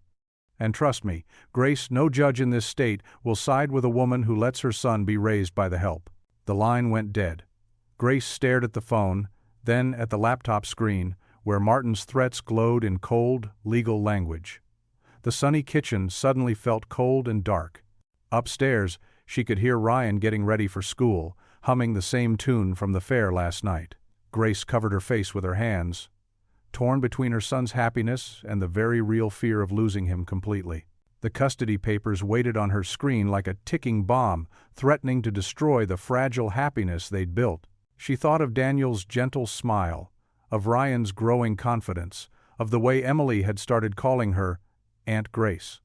All of it balanced against Martin's power, his money, his influence. Her phone buzzed again, a text from Daniel, asking if she and Ryan wanted to join them for pizza that evening. Grace stared at the message, Martin's threats echoing in her ears, unable to find the words to reply. The morning hallways buzzed with more than just children's chatter. Daniel pushed his mop along the polished floor, trying to focus on the familiar back-and-forth motion, but snippets of conversation kept pulling at his attention. Can you believe it? The janitor thinks he can just walk into that poor boy's life. A woman in an expensive blazer whispered to another parent by the water fountain. They didn't bother lowering their voices as Daniel passed. I heard he's trying to get his hands on the Whitmore money, the other woman replied, her diamond earrings catching the fluorescent light. I mean, why else would a man like that suddenly claim to be Ryan's father? Daniel's cheeks burned, but he kept his eyes on his work. The mop swished across the floor, leaving wet trails that would soon dry and shine. He'd learned long ago that sometimes silence was the best defense. More parents gathered near the office, their whispers growing louder. It's shameful, really. That boy needs a proper role model, not someone who cleans up after children for a living. Mrs. Peterson, the fourth-grade teacher, walked past the group with her head held high. Daniel Harper is one of the most dedicated fathers I've ever met, she said clearly, making sure they heard her. And he's kept this school running smoothly for years, while you all looked right through him. The gossiping parents fell silent, but their judging eyes followed Daniel as he moved down the hall. His shoulders felt heavy under their stares. At lunchtime, he found a quiet corner in the cafeteria to eat his sandwich. A few teachers nodded to him sympathetically as they passed, but no one sat with him. Through the windows he could see Emily and Ryan playing together on the playground. At least they seemed happy, untouched by the adult world's cruelty. But peace never lasted long these days. A group of students walked by his table, led by a boy in an expensive polo shirt. "My mom says your dad's just pretending," the boy called to Ryan across the cafeteria. "She says he's trying to steal your family's money." Ryan's face turned red. He looked at Daniel, then quickly away, gathering his lunch and hurrying out of the cafeteria. Emily stood alone, watching her friend, her brother, retreat. She walked over to Daniel's table, her small face pinched with worry. "Daddy?" she asked, climbing onto the bench beside him. "Why do people say mean things about you?" Daniel's heart ached. He set down his sandwich and pulled her close. "Sometimes, sweetheart, people judge others without knowing their hearts. But you're the best daddy in the whole world," Emily insisted, her voice wobbling. "You help everyone, even when they're mean. You fixed Mrs. Peterson's car last week, and you always make sure Tommy has lunch money when he forgets it." Daniel swallowed hard. "Thank you, baby. That means a lot to me." "Then why do they hate you?" The simple question hit him like a punch to the gut. He struggled to find words that wouldn't burden her young heart. "They don't hate me, Emily. They just don't understand our situation." More whispers floated through the cafeteria. Daniel caught Grace's name, heard someone mention lawyers. His appetite disappeared completely. That evening, after tucking Emily into bed with extra hugs and stories, Daniel sat alone in their small living room. The only light came from a worn table lamp, casting long shadows on the walls. Outside, crickets chirped in the darkness. He clasped his hands together, bowing his head. "Lord," he whispered, his voice rough with unshed tears, "I don't know what to do. I want to be there for Ryan. He's my son." "But Emily," he paused, thinking of her confused face at lunch. "I can't let her get hurt by all this. And what if they're right? What can I offer Ryan compared to what he has now?" The silence felt heavy around him. Through the thin walls, he could hear Emily's soft breathing from her bedroom. Down the street, a dog barked at nothing. "Please," he continued, his shoulders slumping. "I need your guidance. I thought this was a blessing, a chance to heal old wounds, to make things right. But now." He looked at his hands, calloused from years of manual labor. "Now I'm afraid I'll lose them both. I can't protect them from the cruelty, from the judgment. Maybe," his voice cracked, "maybe I'm being selfish, thinking I deserve this chance at happiness." The night offered no answers. Daniel sat there, a solitary figure in the dim light, his heart heavy with the weight of impossible choices. Emily slept peacefully in the next room, unaware of her father's tears. While somewhere across town, Ryan lay in his bed in Grace's grand house, caught between two worlds. A car passed outside, its headlights briefly illuminating the room. Daniel watched the light move across the wall, thinking of how quickly things could change, how joy could turn to fear, how hope could crumble under the weight of others' expectations. He remained there, silent and still, praying for strength he wasn't sure he possessed anymore.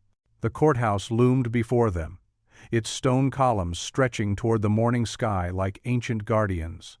Daniel's hands trembled slightly as he helped Emily out of Grace's car. The little girl's pink dress seemed out of place against the stark gray building. "Are you scared, Daddy?" Emily whispered, her small fingers finding his. Daniel squeezed her hand gently. "Sometimes being brave means doing something even when you're scared, sweetheart." Grace stepped out of the driver's seat, smoothing her navy blue skirt with shaking hands.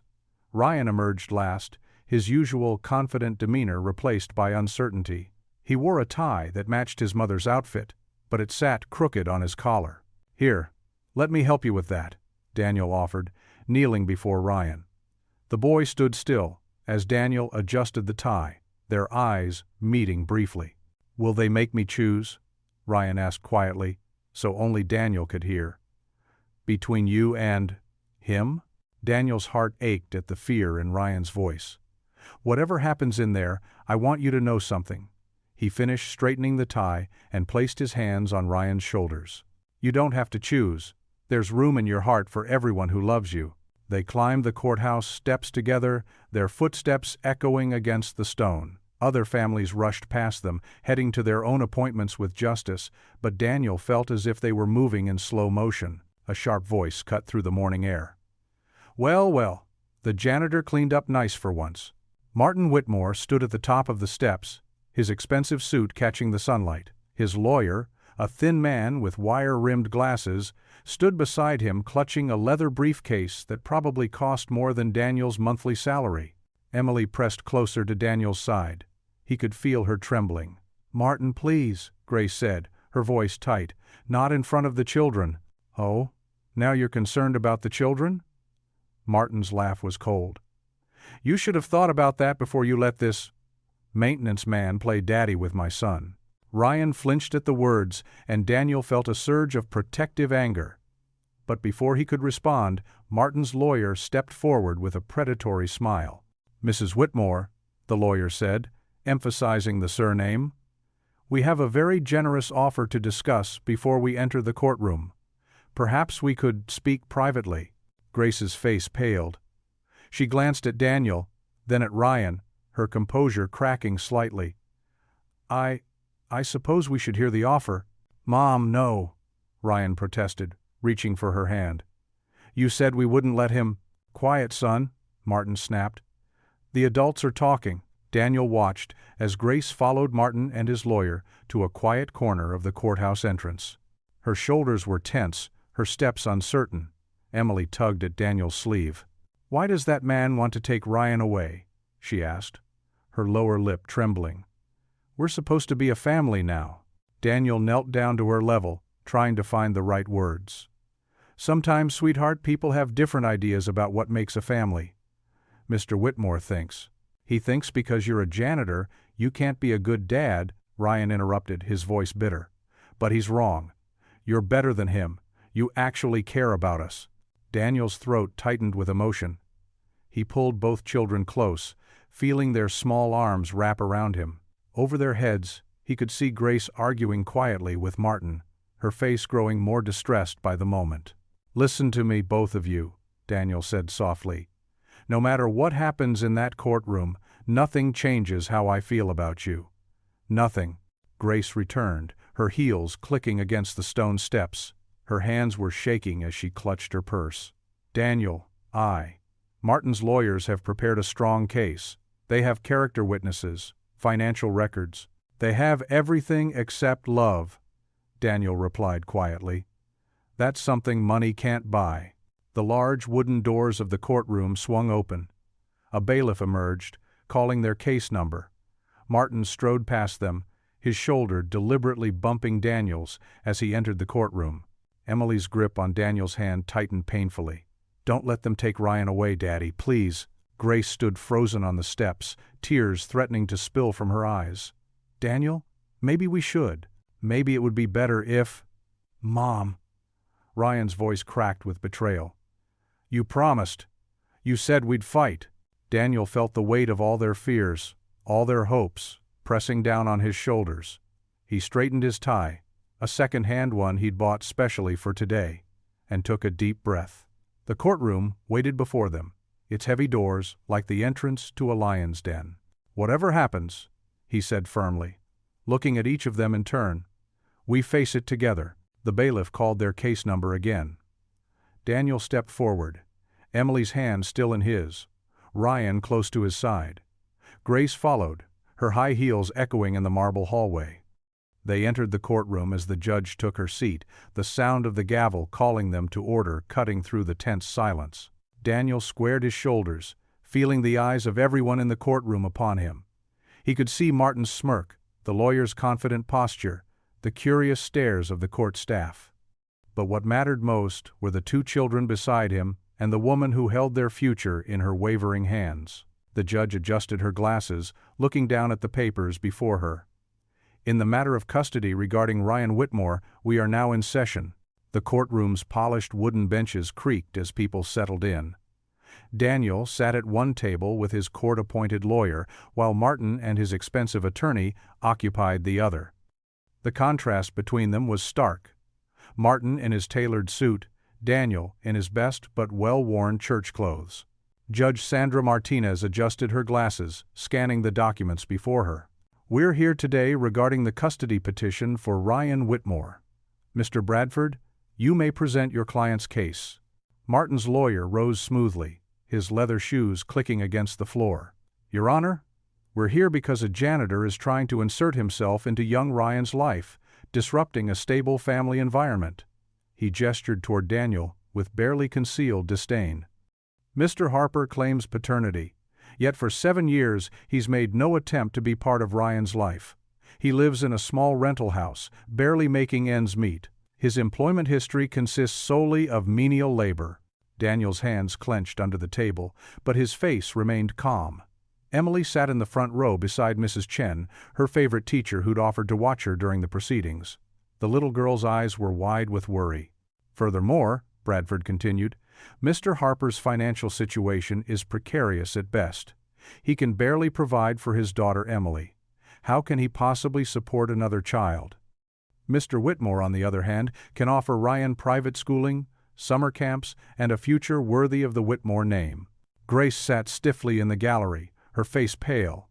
When Bradford called her to testify, she walked to the witness stand like a sleepwalker. "Mrs. Whitmore, please tell the court about Mr. Harper's involvement in Ryan's life." Grace's voice trembled. "Daniel, Mr. Harper, he's only recently become involved." "And why is that?" I never told him about Ryan." Grace's fingers twisted together in her lap. "So for 7 years, Mr. Harper showed no interest in Ryan's welfare?" "Objection, Your Honor," Daniel's lawyer interrupted. "Mr. Harper had no knowledge of his son's existence." "Sustained." Judge Martinez nodded. Bradford changed tactics. "Mrs. Whitmore, describe Mr. Harper's current relationship with Ryan." Grace glanced at Martin, then at Daniel. Her voice wavered. He's been kind to Ryan. They've spent time together at the park. And does Mr. Harper have any means to provide for Ryan's future? Private school? College?" Grace's shoulders slumped. "No, not financially." In the gallery, Emily's lower lip trembled. Mrs. Chen put an arm around her shoulders. When it was Daniel's turn to testify, he walked to the stand with quiet dignity. His work-roughened hands rested on the railing as he faced the court. "Mr. Harper," Bradford began, "how do you expect to provide for 2 children on a janitor's salary?" Daniel's voice was steady. "I've never missed a bill payment. Emily has never gone hungry. We may not have luxury, but we have love, stability, and faith." "Love doesn't pay for college, Mr. Harper." "No, sir, it doesn't. But it builds character. It teaches values that matter more than money." Daniel's eyes met Ryan's across the courtroom. Every day, I show up. Every day, I work hard. Every day, I teach my daughter. And now Ryan. That dignity comes from who you are, not what you own." Emily sniffled quietly in the gallery. Ryan, sitting beside Martin, stared at his hands. "Your Honor," Bradford's voice dripped with contempt. "Mr. Harper's sentiments are touching, but feelings don't provide for a child's future. Mr. Whitmore can offer Ryan every advantage." "Objection," Daniel's lawyer called out. "Counsel is testifying." "Sustained," Judge Martinez said firmly. She studied Daniel thoughtfully. "Mr. Harper, how do you respond to concerns about stability?" Daniel straightened in his chair. "Your Honor, I've worked at Roosevelt Elementary for 8 years. I've lived in the same house for 10. Emily has perfect attendance at school and church. We may not be wealthy, but we're stable in the ways that count." Grace covered her mouth with her hand, tears sliding down her cheeks. Judge Martinez removed her glasses, rubbing the bridge of her nose. "I've heard enough for today. However, this case would benefit from character witnesses. People who can speak to Mr. Harper's reliability and relationship with children." She looked at both parties. "We'll reconvene tomorrow at 9 a.m. Court is adjourned." The sharp crack of the gavel echoed through the room. Emily broke away from Mrs. Chen and ran to Daniel, wrapping her arms around his waist. He held her close, stroking her hair as she cried softly against him. Martin strode past them, his face thunderous. "Come, Ryan," he barked. But Ryan lingered, looking back at Daniel with confused longing before following his stepfather out. Grace approached Daniel hesitantly. "I'm sorry," she whispered. "I should have been stronger in there." Daniel nodded, understanding in his eyes. "There's always tomorrow," he said quietly, still holding Emily close. The courtroom slowly emptied, leaving Daniel standing there with his daughter, both of them drawing strength from each other's presence. Through the tall windows, the afternoon sun cast long shadows across the floor, marking the end of this difficult day. The morning sun filtered through the courthouse's tall windows, casting long shadows across the polished floor. Daniel arrived early, his shoulders tense, but his head held high. Emily had made him wear his lucky tie, the one with tiny rockets that she'd given him for Father's Day. It wasn't exactly courtroom attire, but it gave him strength. People began filing into the courtroom. Daniel's heart swelled when he saw familiar faces from school. Mrs. Chen, the third-grade teacher, gave him a reassuring nod. Mr. Probler Rodriguez, the cafeteria cook, sat beside several other staff members. Even some parents he'd barely spoken to showed up, filling the wooden benches. Judge Martinez called the court to order. "We'll hear character testimony regarding Mr. Harper today. Who would like to speak first?" Mrs. Chen stood immediately, smoothing her floral dress. "Your Honor, I've worked alongside Daniel Harper for 5 years." Her voice carried clearly through the hushed room. "Last winter, my car wouldn't start after a late parent-teacher conference. It was freezing, and I was scared to be stuck alone. Daniel stayed 2 hours after his shift, fixing my alternator in the dark. He wouldn't accept payment, saying, 'Neighbors help neighbors.'" Martin's lawyer interjected, "While that's touching, mechanical skills don't qualify someone for parenthood." "I'm not finished," Mrs. Chen said firmly. "The next day, I watched him teach 3 students how to jump rope during recess. One girl was crying because she couldn't get it right. Daniel spent his entire lunch break showing her, step by step, until she succeeded. That's who he is, patient, kind, and always willing to help others succeed." Mr. Rodriguez spoke next, describing how Daniel had organized a food drive when he learned a student's family was struggling. "He didn't just collect food," the cook explained. "He delivered it himself after hours so the family wouldn't feel embarrassed." A small hand shot up from the middle row. 9-year-old Sarah Jenkins, a second grader, tugged at her mother's sleeve. The judge, noticing her enthusiasm, smiled. "Would you like to speak, young lady?" Sarah's mother helped her to the front. The little girl twisted her braids nervously, but spoke clearly. "Last month, I fell really bad at recess.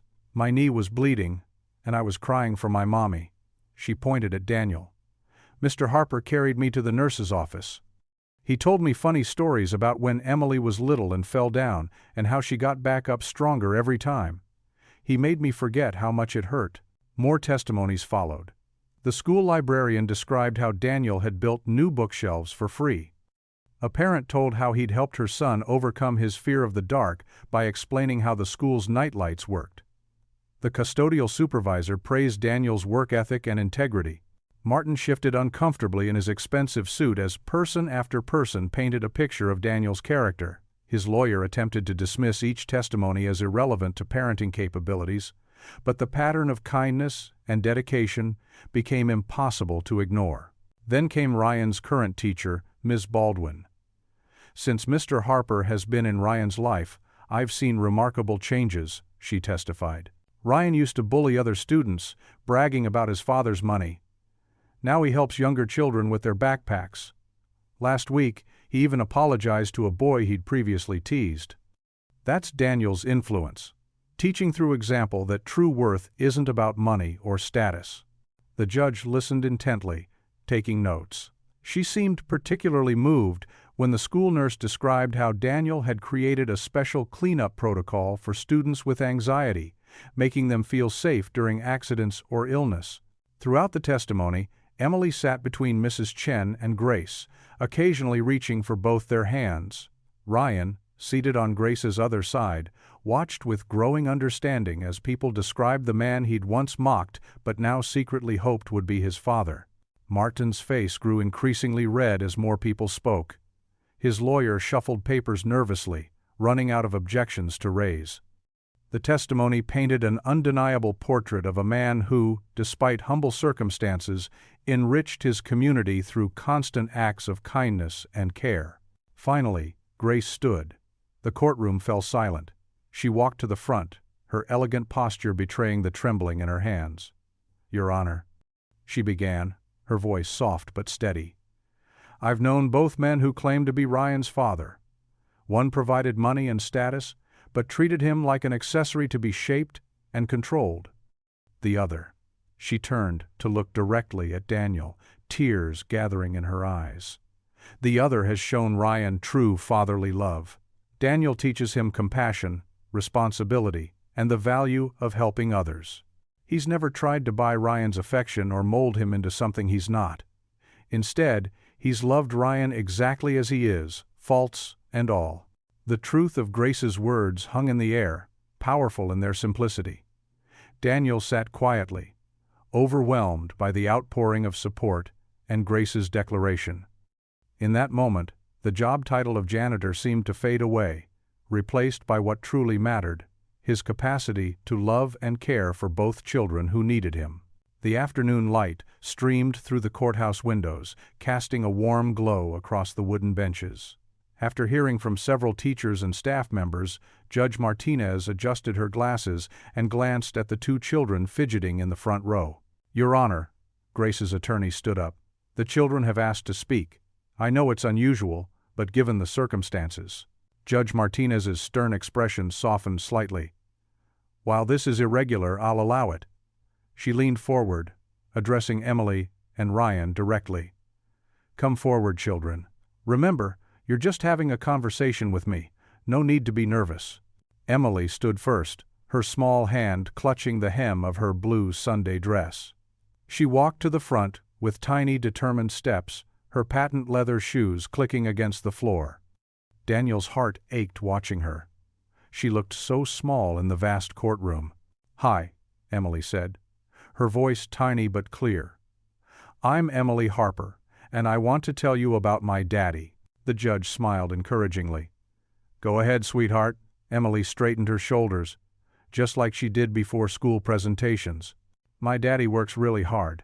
He gets up before the sun to make me breakfast and pack my lunch. He never forgets to put a little note in my lunchbox with a happy face."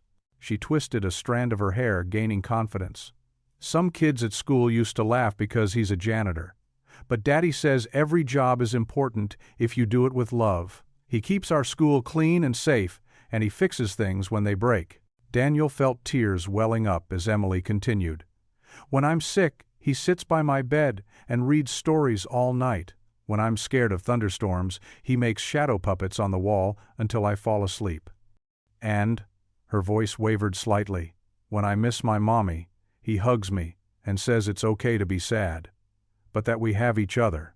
She looked directly at the judge, her chin lifted. "My daddy is my hero. Not because he's rich or fancy, but because he loves me more than anything in the whole world. And now, he loves Ryan too, just the same way." The courtroom remained silent as Emily walked back to her seat. Daniel wanted desperately to hug her, but he remained still, wiping his eyes discreetly with his sleeve. Ryan stood next, his expensive sneakers squeaking on the floor. His face was pale, and his hands trembled as he gripped the wooden railing. Martin, his stepfather, glared from across the room, but Grace gave her son an encouraging nod. "I'm Ryan Whitmore," he started, his voice cracking. "And I used to be mean to Mr. Harper." He swallowed hard, tears already forming in his eyes. "I made fun of him being a janitor. I said horrible things about his wife leaving. I was really cruel." Ryan paused, taking a shaky breath. "But Mr. Harper never got angry. He was always kind, even when I didn't deserve it. One time, when I spilled my lunch on purpose to make more work for him, he just smiled and said, 'Accidents happen.' He even gave me his own sandwich, because mine was ruined." Tears were now flowing freely down Ryan's cheeks. "When I found out he might be my real dad, I was confused and scared. But then I started watching how he was with Emily. He never yells or makes her feel bad. He listens when she talks and helps her with homework, even when he's tired from working all day." Ryan wiped his face with his sleeve, his voice growing stronger. "My stepdad buys me lots of stuff, but Mr. Harper, Daniel, he gives me something better. He gives me time. He teaches me things. When I got frustrated learning to ride a bike, he didn't give up on me. He ran beside me for hours until I could do it." Looking directly at the judge, Ryan's voice filled with determination. "I used to think having a dad meant getting expensive presents and going to fancy places. But now, I know it's about having someone who loves you no matter what, who helps you become a better person." He took a deep breath. "Mr. Harper is the dad I've always wanted. Please, don't take him away from me." The courtroom fell completely silent as Ryan returned to his seat. Even Martin looked shaken, his earlier confidence visibly cracking. Judge Martinez removed her glasses, dabbing at her eyes with a tissue. She cleared her throat several times before speaking. "We'll take a brief recess while I consider all the testimony we've heard today." She stood, her black robes rustling. "Court will resume in 30 minutes. As the judge left the courtroom, the tension in the air was palpable. Daniel sat perfectly still, his heart pounding. Emily slipped her small hand into his, while Ryan hesitantly moved closer, sitting on his other side. Grace watched them from her seat, tears streaming down her face. The waiting began, each minute feeling like an hour as the judge deliberated behind closed doors. The fate of their fragile, newly forming family hung in the balance, suspended in the heavy silence of the courtroom. The afternoon sun painted long shadows across the courtroom floor as Judge Martinez settled back into her chair. The wooden benches creaked with tension as everyone leaned forward, waiting. Daniel's hands trembled slightly as he clasped them together in his lap, his worn janitor's uniform a stark contrast to Martin's expensive suit. Emily pressed closer to Grace's side, her small fingers wrapped tightly around a stuffed rabbit Daniel had given her years ago. Ryan sat rigid next to his mother, his face pale but determined after giving his emotional testimony. Judge Martinez cleared her throat, the sound echoing in the hushed chamber. "Having heard all testimony, including the remarkable words from these two children, I am prepared to deliver my ruling." She adjusted her glasses, looking directly at Daniel. "Mr. Harper, when you first appeared in my courtroom, I saw what Mr. Whitmore wanted me to see. A janitor, a man of modest means. But what these proceedings have revealed is something far more valuable than financial status." Martin shifted in his seat, his jaw clenching. His attorney whispered something, but he waved it away with an impatient gesture. "The evidence presented here shows a man who, despite facing daily ridicule and hardship, has demonstrated exceptional character," the judge continued. The testimony of your colleagues, your community, and most importantly, these children, paints a picture of someone who embodies the true meaning of fatherhood. Daniel's throat tightened as he felt Grace's gentle touch on his shoulder. The judge's words washed over him like a healing balm. "Mr. Whitmore," Judge Martinez turned her stern gaze to Martin, "you have argued that Mr. Harper's occupation makes him unfit to be in Ryan's life. Yet every witness has testified to his integrity, his dedication, and his unwavering love for both children. A father's worth is not measured by the size of his wallet, but by the size of his heart." A murmur rippled through the courtroom. Emily clutched her rabbit tighter, her eyes wide with hope. "Furthermore," the judge continued, "the biological connection between Mr. Harper and Ryan has been established. But more significant is the emotional bond that has formed between them. Ryan himself has spoken eloquently about finding in Mr. Harper the father figure he has always needed." Martin started to stand, his face flushing red, but his attorney pulled him back down. "Therefore, it is the ruling of this court that Daniel Harper be granted legal recognition as Ryan's biological father, with all the rights and responsibilities that entails. The current custody arrangement will be modified to include regular visitation and shared decision-making between Mr. Rasson, Harper, and Ms. Whitmore regarding Ryan's upbringing." A collective gasp of relief filled the room. Emily jumped up from her seat, her face breaking into a sunshine smile. Ryan's eyes filled with tears as he looked at Daniel, who sat stunned, barely breathing. "Mr. Whitmore's petition for exclusive custody is denied," Judge Martinez declared firmly. "This court finds no merit in the claim that Mr. Harper's occupation makes him an unfit parent. On the contrary, his dedication to honest work while maintaining such strong bonds with both children is commendable." The courtroom erupted in quiet celebration. Teachers wiped away tears, and neighbors clasped hands. Grace covered her mouth with her hand, her shoulders shaking with relief. "Furthermore," the judge added, raising her voice slightly to maintain order, "any attempt to disparage Mr. Harper's character based on his occupation will be viewed as harassment by this court. These children deserve to be proud of their father, regardless of his profession." Martin stormed out of the courtroom, his expensive shoes clicking against the floor. But nobody paid him any attention. All eyes were on Daniel, as he stood slowly, still processing the victory. Emily broke free from Grace's hold and ran to her father. Ryan hesitated for just a moment before following, his previous arrogance completely dissolved in the face of pure joy. Daniel knelt down, opening his arms wide to embrace both children. As they collided with him in a tangle of arms and tears, Daniel pulled them close, his voice thick with emotion.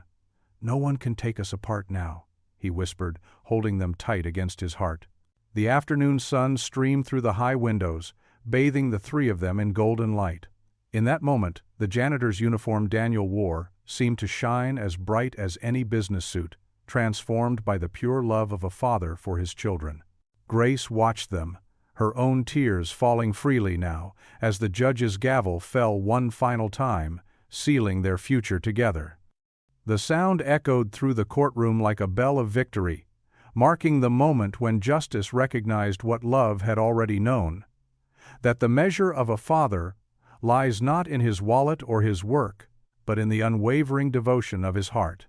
The setting sun cast a golden glow through the small windows of Daniel's apartment as he stirred a pot of his grandmother's famous spaghetti sauce. The kitchen wasn't fancy, just a humble space with worn countertops and mismatched plates in the cupboards. But tonight it felt like the warmest place in the world. Grace stood beside him, chopping fresh basil from the tiny windowsill garden he and Emily had started last spring. Her designer clothes looked oddly at home next to his faded jeans and t-shirt. Every few minutes, their elbows would brush, sending quiet sparks through the air between them. "You really don't have to help," Daniel said softly. "You're our guest." Grace smiled, the kind that reached her eyes and made them crinkle at the corners. "I want to. Besides," she gestured around the cozy kitchen, "this feels more like home than any marble counter or fancy appliance ever did." From the living room came the sound of children's laughter. Emily was teaching Ryan how to build the perfect blanket fort, using the old couch and 2 kitchen chairs as support beams.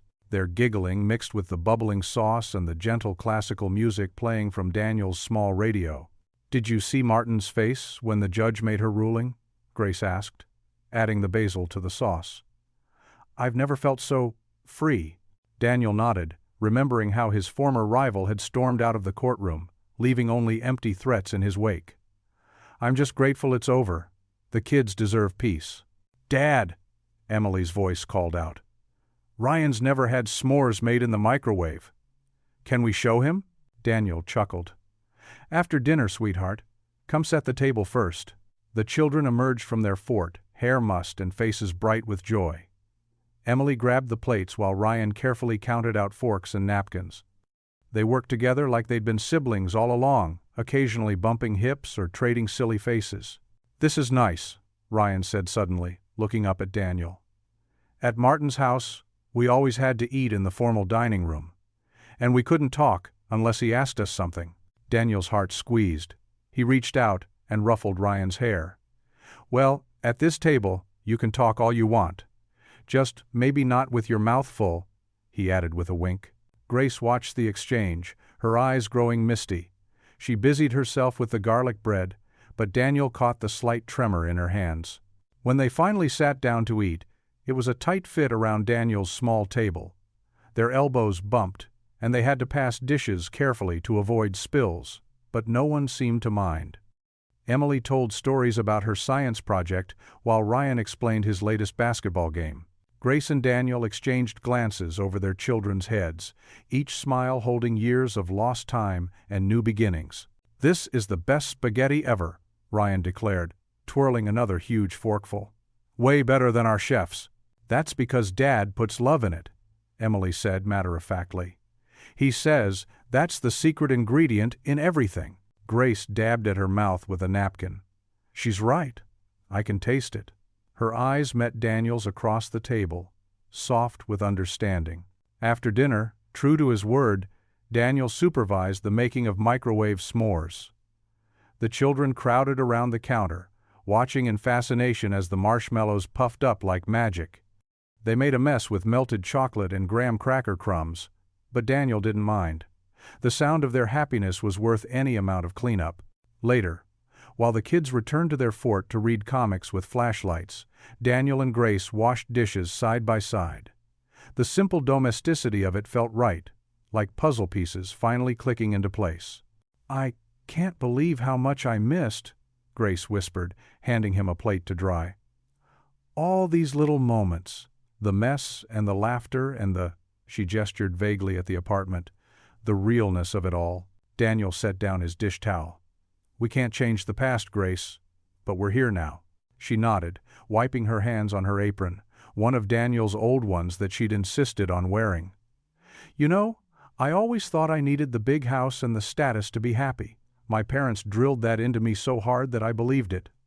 But standing here, in this kitchen," she looked around at the children's artwork on the fridge, the mismatched magnets, the well-loved coffee maker that sometimes needed a gentle pat to start working. "This is worth more than all of that." From the living room, Emily's voice rang out. "Dad! Ryan says he's never seen your shadow puppet show." "Shadow puppet show?" Grace raised an eyebrow. Daniel blushed slightly. "It's sort of our rainy day tradition. I use my hands and a flashlight to tell stories on the wall." "Can we watch?" Ryan called, hopefully. Grace's hand found Daniel's arm. "Yes, can we?" They gathered in the living room, Grace and Daniel sitting close together on the old couch, while the children sprawled on their blanket fort floor. Daniel clicked off the lamps, leaving only the warm glow of Emily's flower-shaped nightlight. He picked up the flashlight and began moving his hands, creating dancing rabbits and soaring eagles on the wall. The children gasped and clapped at all the right moments, even though Emily had seen these stories dozens of times. Ryan scooted closer to his sister, their shoulders touching as they watched with wide eyes. Grace leaned into Daniel's side, her presence warm and right. When the story ended, a tale about a lonely wolf who found his family under the stars, Emily and Ryan were yawning. Grace helped them clean up the fort, while Daniel made sure they brushed their teeth properly. The children settled onto Emily's bed. Ryan wrapped in a spare blanket on the floor beside his sister. "Good night, Dad," they said in unison, then giggled at the coincidence. Back in the living room, the city lights twinkled through the windows like stars. Daniel and Grace sat together on the couch, the day's emotions settling around them like gentle snow. The small apartment, which had once felt so empty to Daniel, now seemed to overflow with love. Grace turned to face him, her expression open and vulnerable. "Thank you," she whispered, "for showing me what really matters." She reached out slowly, deliberately, and placed her hand over his where it rested on the couch cushion. Her touch was warm, certain, promising tomorrows filled with more moments just like this one. The morning sun streamed through the stained glass windows of First Baptist Church, painting rainbow patterns across the wooden pews. Daniel sat with Emily on one side and Ryan on the other, while Grace's shoulder pressed warmly against his. The familiar scent of old hymnals and lemon polish filled the air, mixing with the gentle whir of ceiling fans overhead. Just a week ago, sitting here had felt like being under a microscope, with whispered judgments and sideways glances cutting through his peace.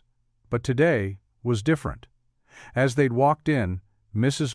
Henderson, who'd taught Sunday school for 30 years, had wrapped Daniel in a tight hug. "We're so proud of you, dear," she'd whispered, her eyes misty. Emily swung her feet, her patent leather shoes gleaming. She'd insisted on wearing her fancy dress today, the one with pink flowers that Grace had helped her pick out last weekend. Ryan sat surprisingly still in his crisp blue shirt, looking more at ease than Daniel had ever seen him in church. "Good morning, everyone," Pastor John's warm voice carried through the sanctuary. His kind eyes found their family, and his smile deepened. Today is a special day of celebration. Daniel felt Grace's hand slip into his. Her fingers were trembling slightly, but her grip was firm. "In this house of God," Pastor John continued, "we've witnessed many miracles, but sometimes the greatest miracles aren't the dramatic ones. They're the quiet victories of love over fear, of forgiveness over bitterness, of faith over doubt." The congregation murmured in agreement. Daniel noticed several heads nodding, including old Mr. Peters, who'd always been first to greet him on Sunday mornings, even when others had looked away. "Would the Harper family please stand?" Pastor John gestured toward their pew. Daniel's heart jumped. Emily bounced up immediately, tugging on his hand. Ryan looked uncertain for a moment, until Grace gave him a gentle nudge. Together, they rose. "This family before us," Pastor John's voice filled with emotion, "has shown us what it means to live out God's grace. Daniel Harper has demonstrated the quiet strength of a father's love, not just in words, but in daily acts of service and sacrifice." Daniel felt his cheeks warm, but he stood straighter. Emily beamed up at him, her small hand still clasped in his. "Grace," Pastor John continued, "has shown us the courage it takes to choose truth over convenience, to right old wrongs, and to open her heart to God's plan." He paused, smiling at Ryan. "And these children have taught us about the power of forgiveness and the beauty of new beginnings." Ryan pressed closer to Daniel's side. The boy who had once mocked him now stood proud to be called his son. "Let us pray." Pastor John raised his hands. "Heavenly Father, we thank you for bringing healing to old wounds and for showing us that your love can bridge any gap. We ask your blessing upon this family. May their bond grow stronger each day. May they continue to be a light in our community, showing others that with you, all things are possible. Amen." The congregation responded in unison. As they sat back down, Daniel noticed Mrs. Johnson wiping tears from her eyes 3 rows ahead. The teenage boys, who used to snicker when he mopped the church floor, now watched him with something like respect. After the service, people didn't rush out as usual. Instead, they formed a line to greet the family. Mr. G. Rodriguez, whose granddaughter Daniel had helped during a rough time at school, clasped his hand firmly. "You're a good man, Daniel. Always knew it." Miss Sarah, the choir director, hugged Grace. "Welcome home," she whispered. "We've missed you here." Even little Tommy, who'd been in Ryan's group of friends during the bullying days, came up to apologize. "I was mean before," he admitted. "But you're really cool, Mr. Harper." The morning stretched on with handshakes, hugs, and invitations to Sunday dinners. Emily soaked up the attention like a flower in sunshine, while Ryan gradually relaxed into the warmth of acceptance. Finally, as the last few people drifted out, Pastor John approached them again. He placed a hand on Daniel's shoulder. "When you first started coming here with little Emily," he said softly, "you were carrying the weight of the world. I've watched you bear it with dignity all these years. But now," he smiled, looking at the whole family, "now I see that weight lifting." Daniel took a deep breath, and for the first time in years, his shoulders felt truly light. The burden of judgment, of always having to prove himself worthy, of facing the world alone, it was gone. In its place was something better: the steady strength of love, family, and community. Grace squeezed his hand, and Emily leaned against his leg. Ryan looked up at him with clear eyes, no trace of the old mockery remaining. This was his family now, accepted and blessed in the house of God. Standing there in the sunlit church, Daniel felt the last shadows of doubt fade away. The whispers had stopped. The judgment had ended. What remained was pure and simple: love, acceptance, and the quiet joy of belonging. The late May sunshine poured through the school's large windows, casting warm squares of light across the freshly polished floor.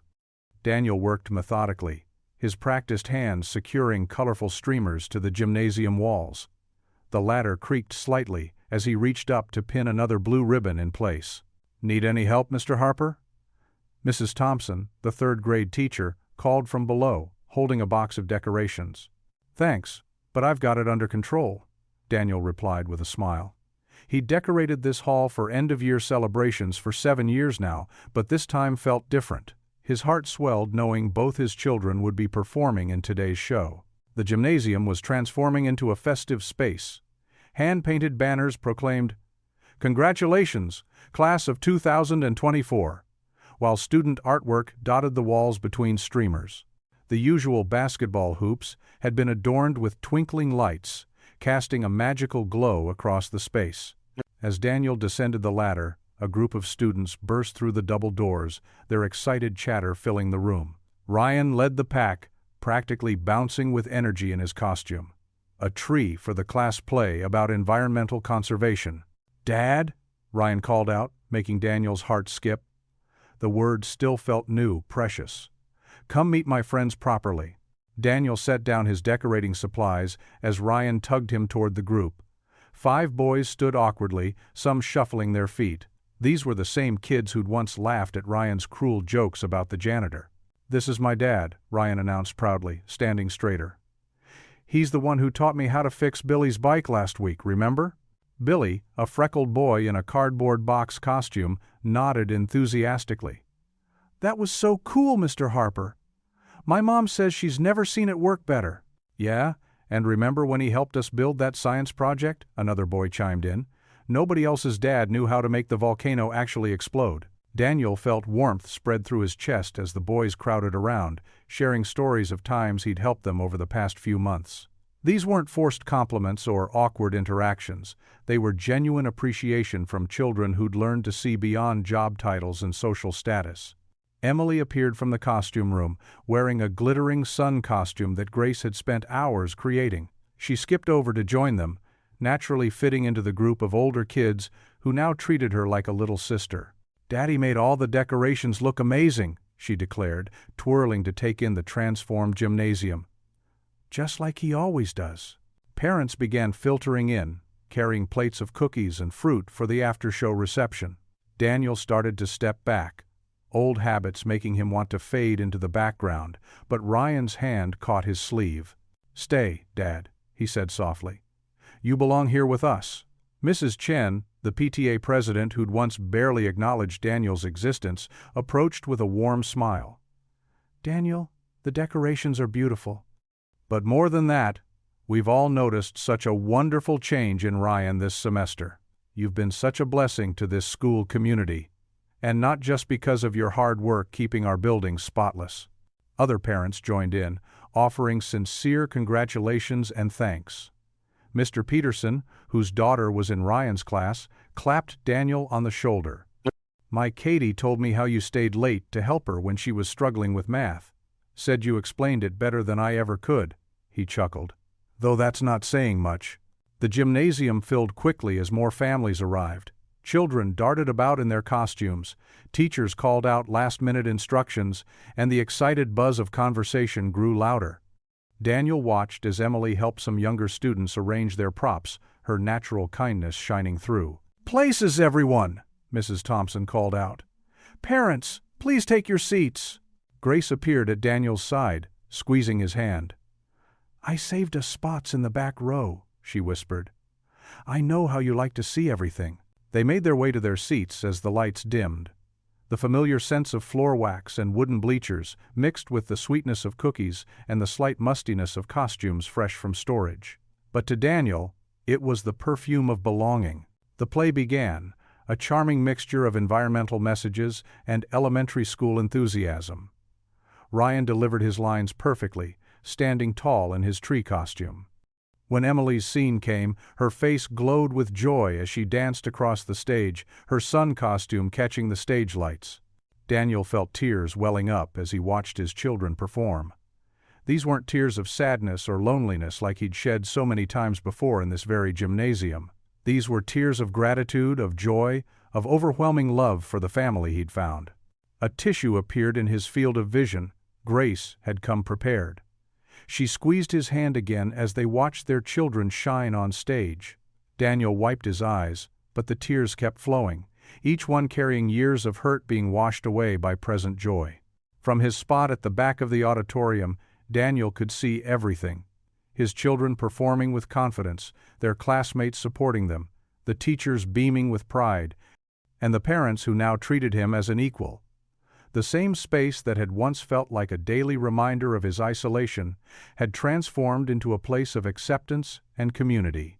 The lights gleamed off Ryan's costume as he delivered his final line. "Every living thing matters, no matter how small." Daniel's tears flowed freely now, watching his son speak words that seemed to echo the lesson they'd all learned this year.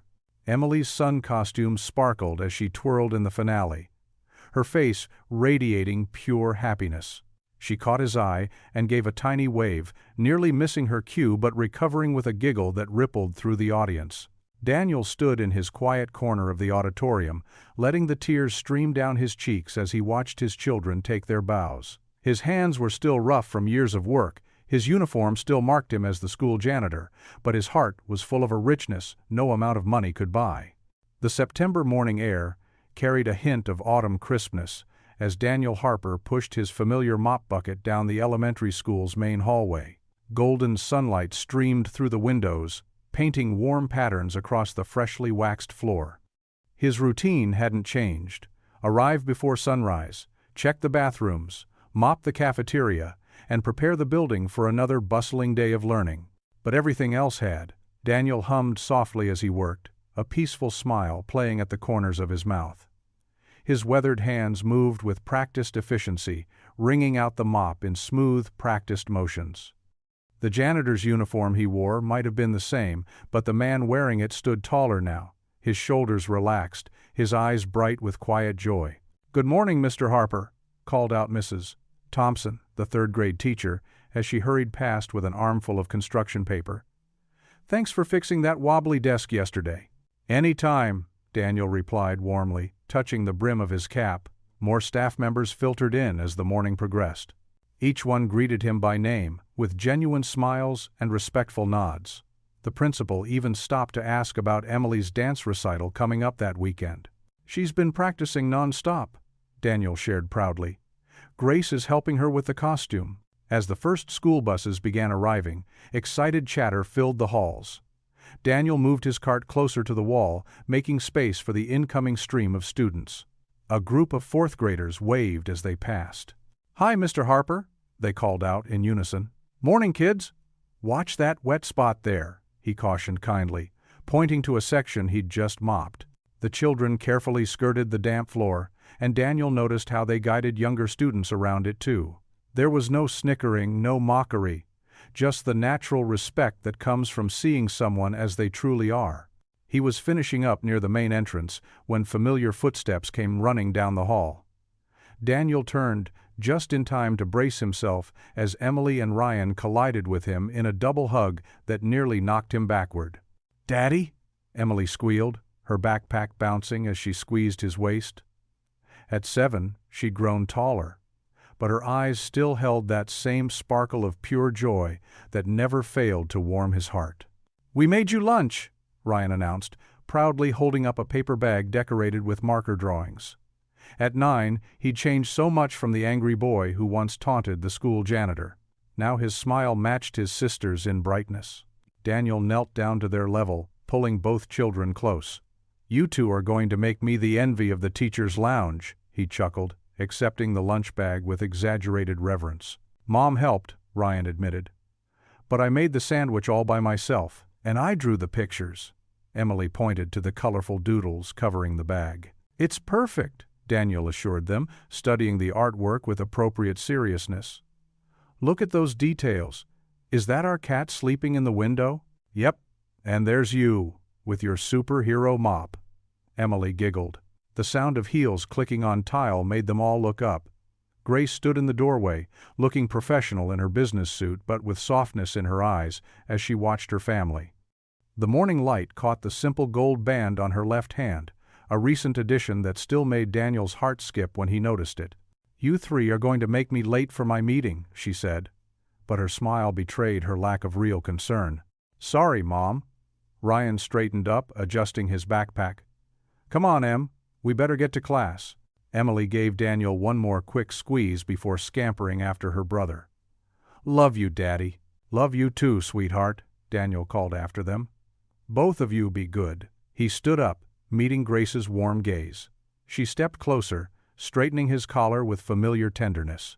"You know," she said softly, "some people might look at this life, the small apartment, the modest income, the early mornings, and wonder why I chose it."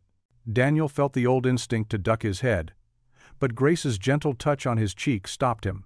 "But they don't see what I see," she continued. "They don't see the man who taught our son that true strength lies in kindness. They don't see the father who makes our daughter feel like a princess even when money's tight. They don't see the husband who fills our home with more love than any mansion could hold." Daniel pulled her close, breathing in the familiar scent of her perfume. "I'm the lucky one," he whispered. "We all are," Grace corrected, pressing a quick kiss to his cheek before stepping back. "Don't forget, parent, teacher conferences tonight." "I'll be there," Daniel promised. "Right after I finish my superhero duties with this mop." Grace laughed, the sound echoing down the hall as she headed out to face her day. Daniel watched her go, marveling at how life could change so completely while staying exactly the same. He returned to his work, pushing the mop bucket toward the next section of hallway. The morning sun had climbed higher now, filling the school with bright light and long shadows. Somewhere down the hall, he could hear Emily's voice mixed with other children's laughter. Ryan's class was starting their morning routine, their daily pledge of allegiance drifting through the open door. Daniel paused in his sweeping, looking around at the familiar walls that had witnessed his journey from shame to pride, from loneliness to family, from brokenness to blessing. His reflection in the window caught his eye. Not just a janitor anymore, but a father, a husband, a man who had found his worth not in what he did, but in how he loved. A smile spread across his face as he resumed his work, whisking the mop across the floor in practiced strokes. "Life didn't leave me broken," he murmured to himself, heart full of gratitude. "It left me blessed." The words echoed softly in the quiet hallway as Daniel continued his morning routine, surrounded by the simple miracle of ordinary love. What would you do if you were in their place? Comment your answer below, and let's see how you'd rewrite the ending. If you thought this was just the beginning, you're right. Click through and see where the story takes you next. If you enjoyed the story of Daniel Harper, I handpicked the next story that you will enjoy. Please don't miss this one. Click here to watch it.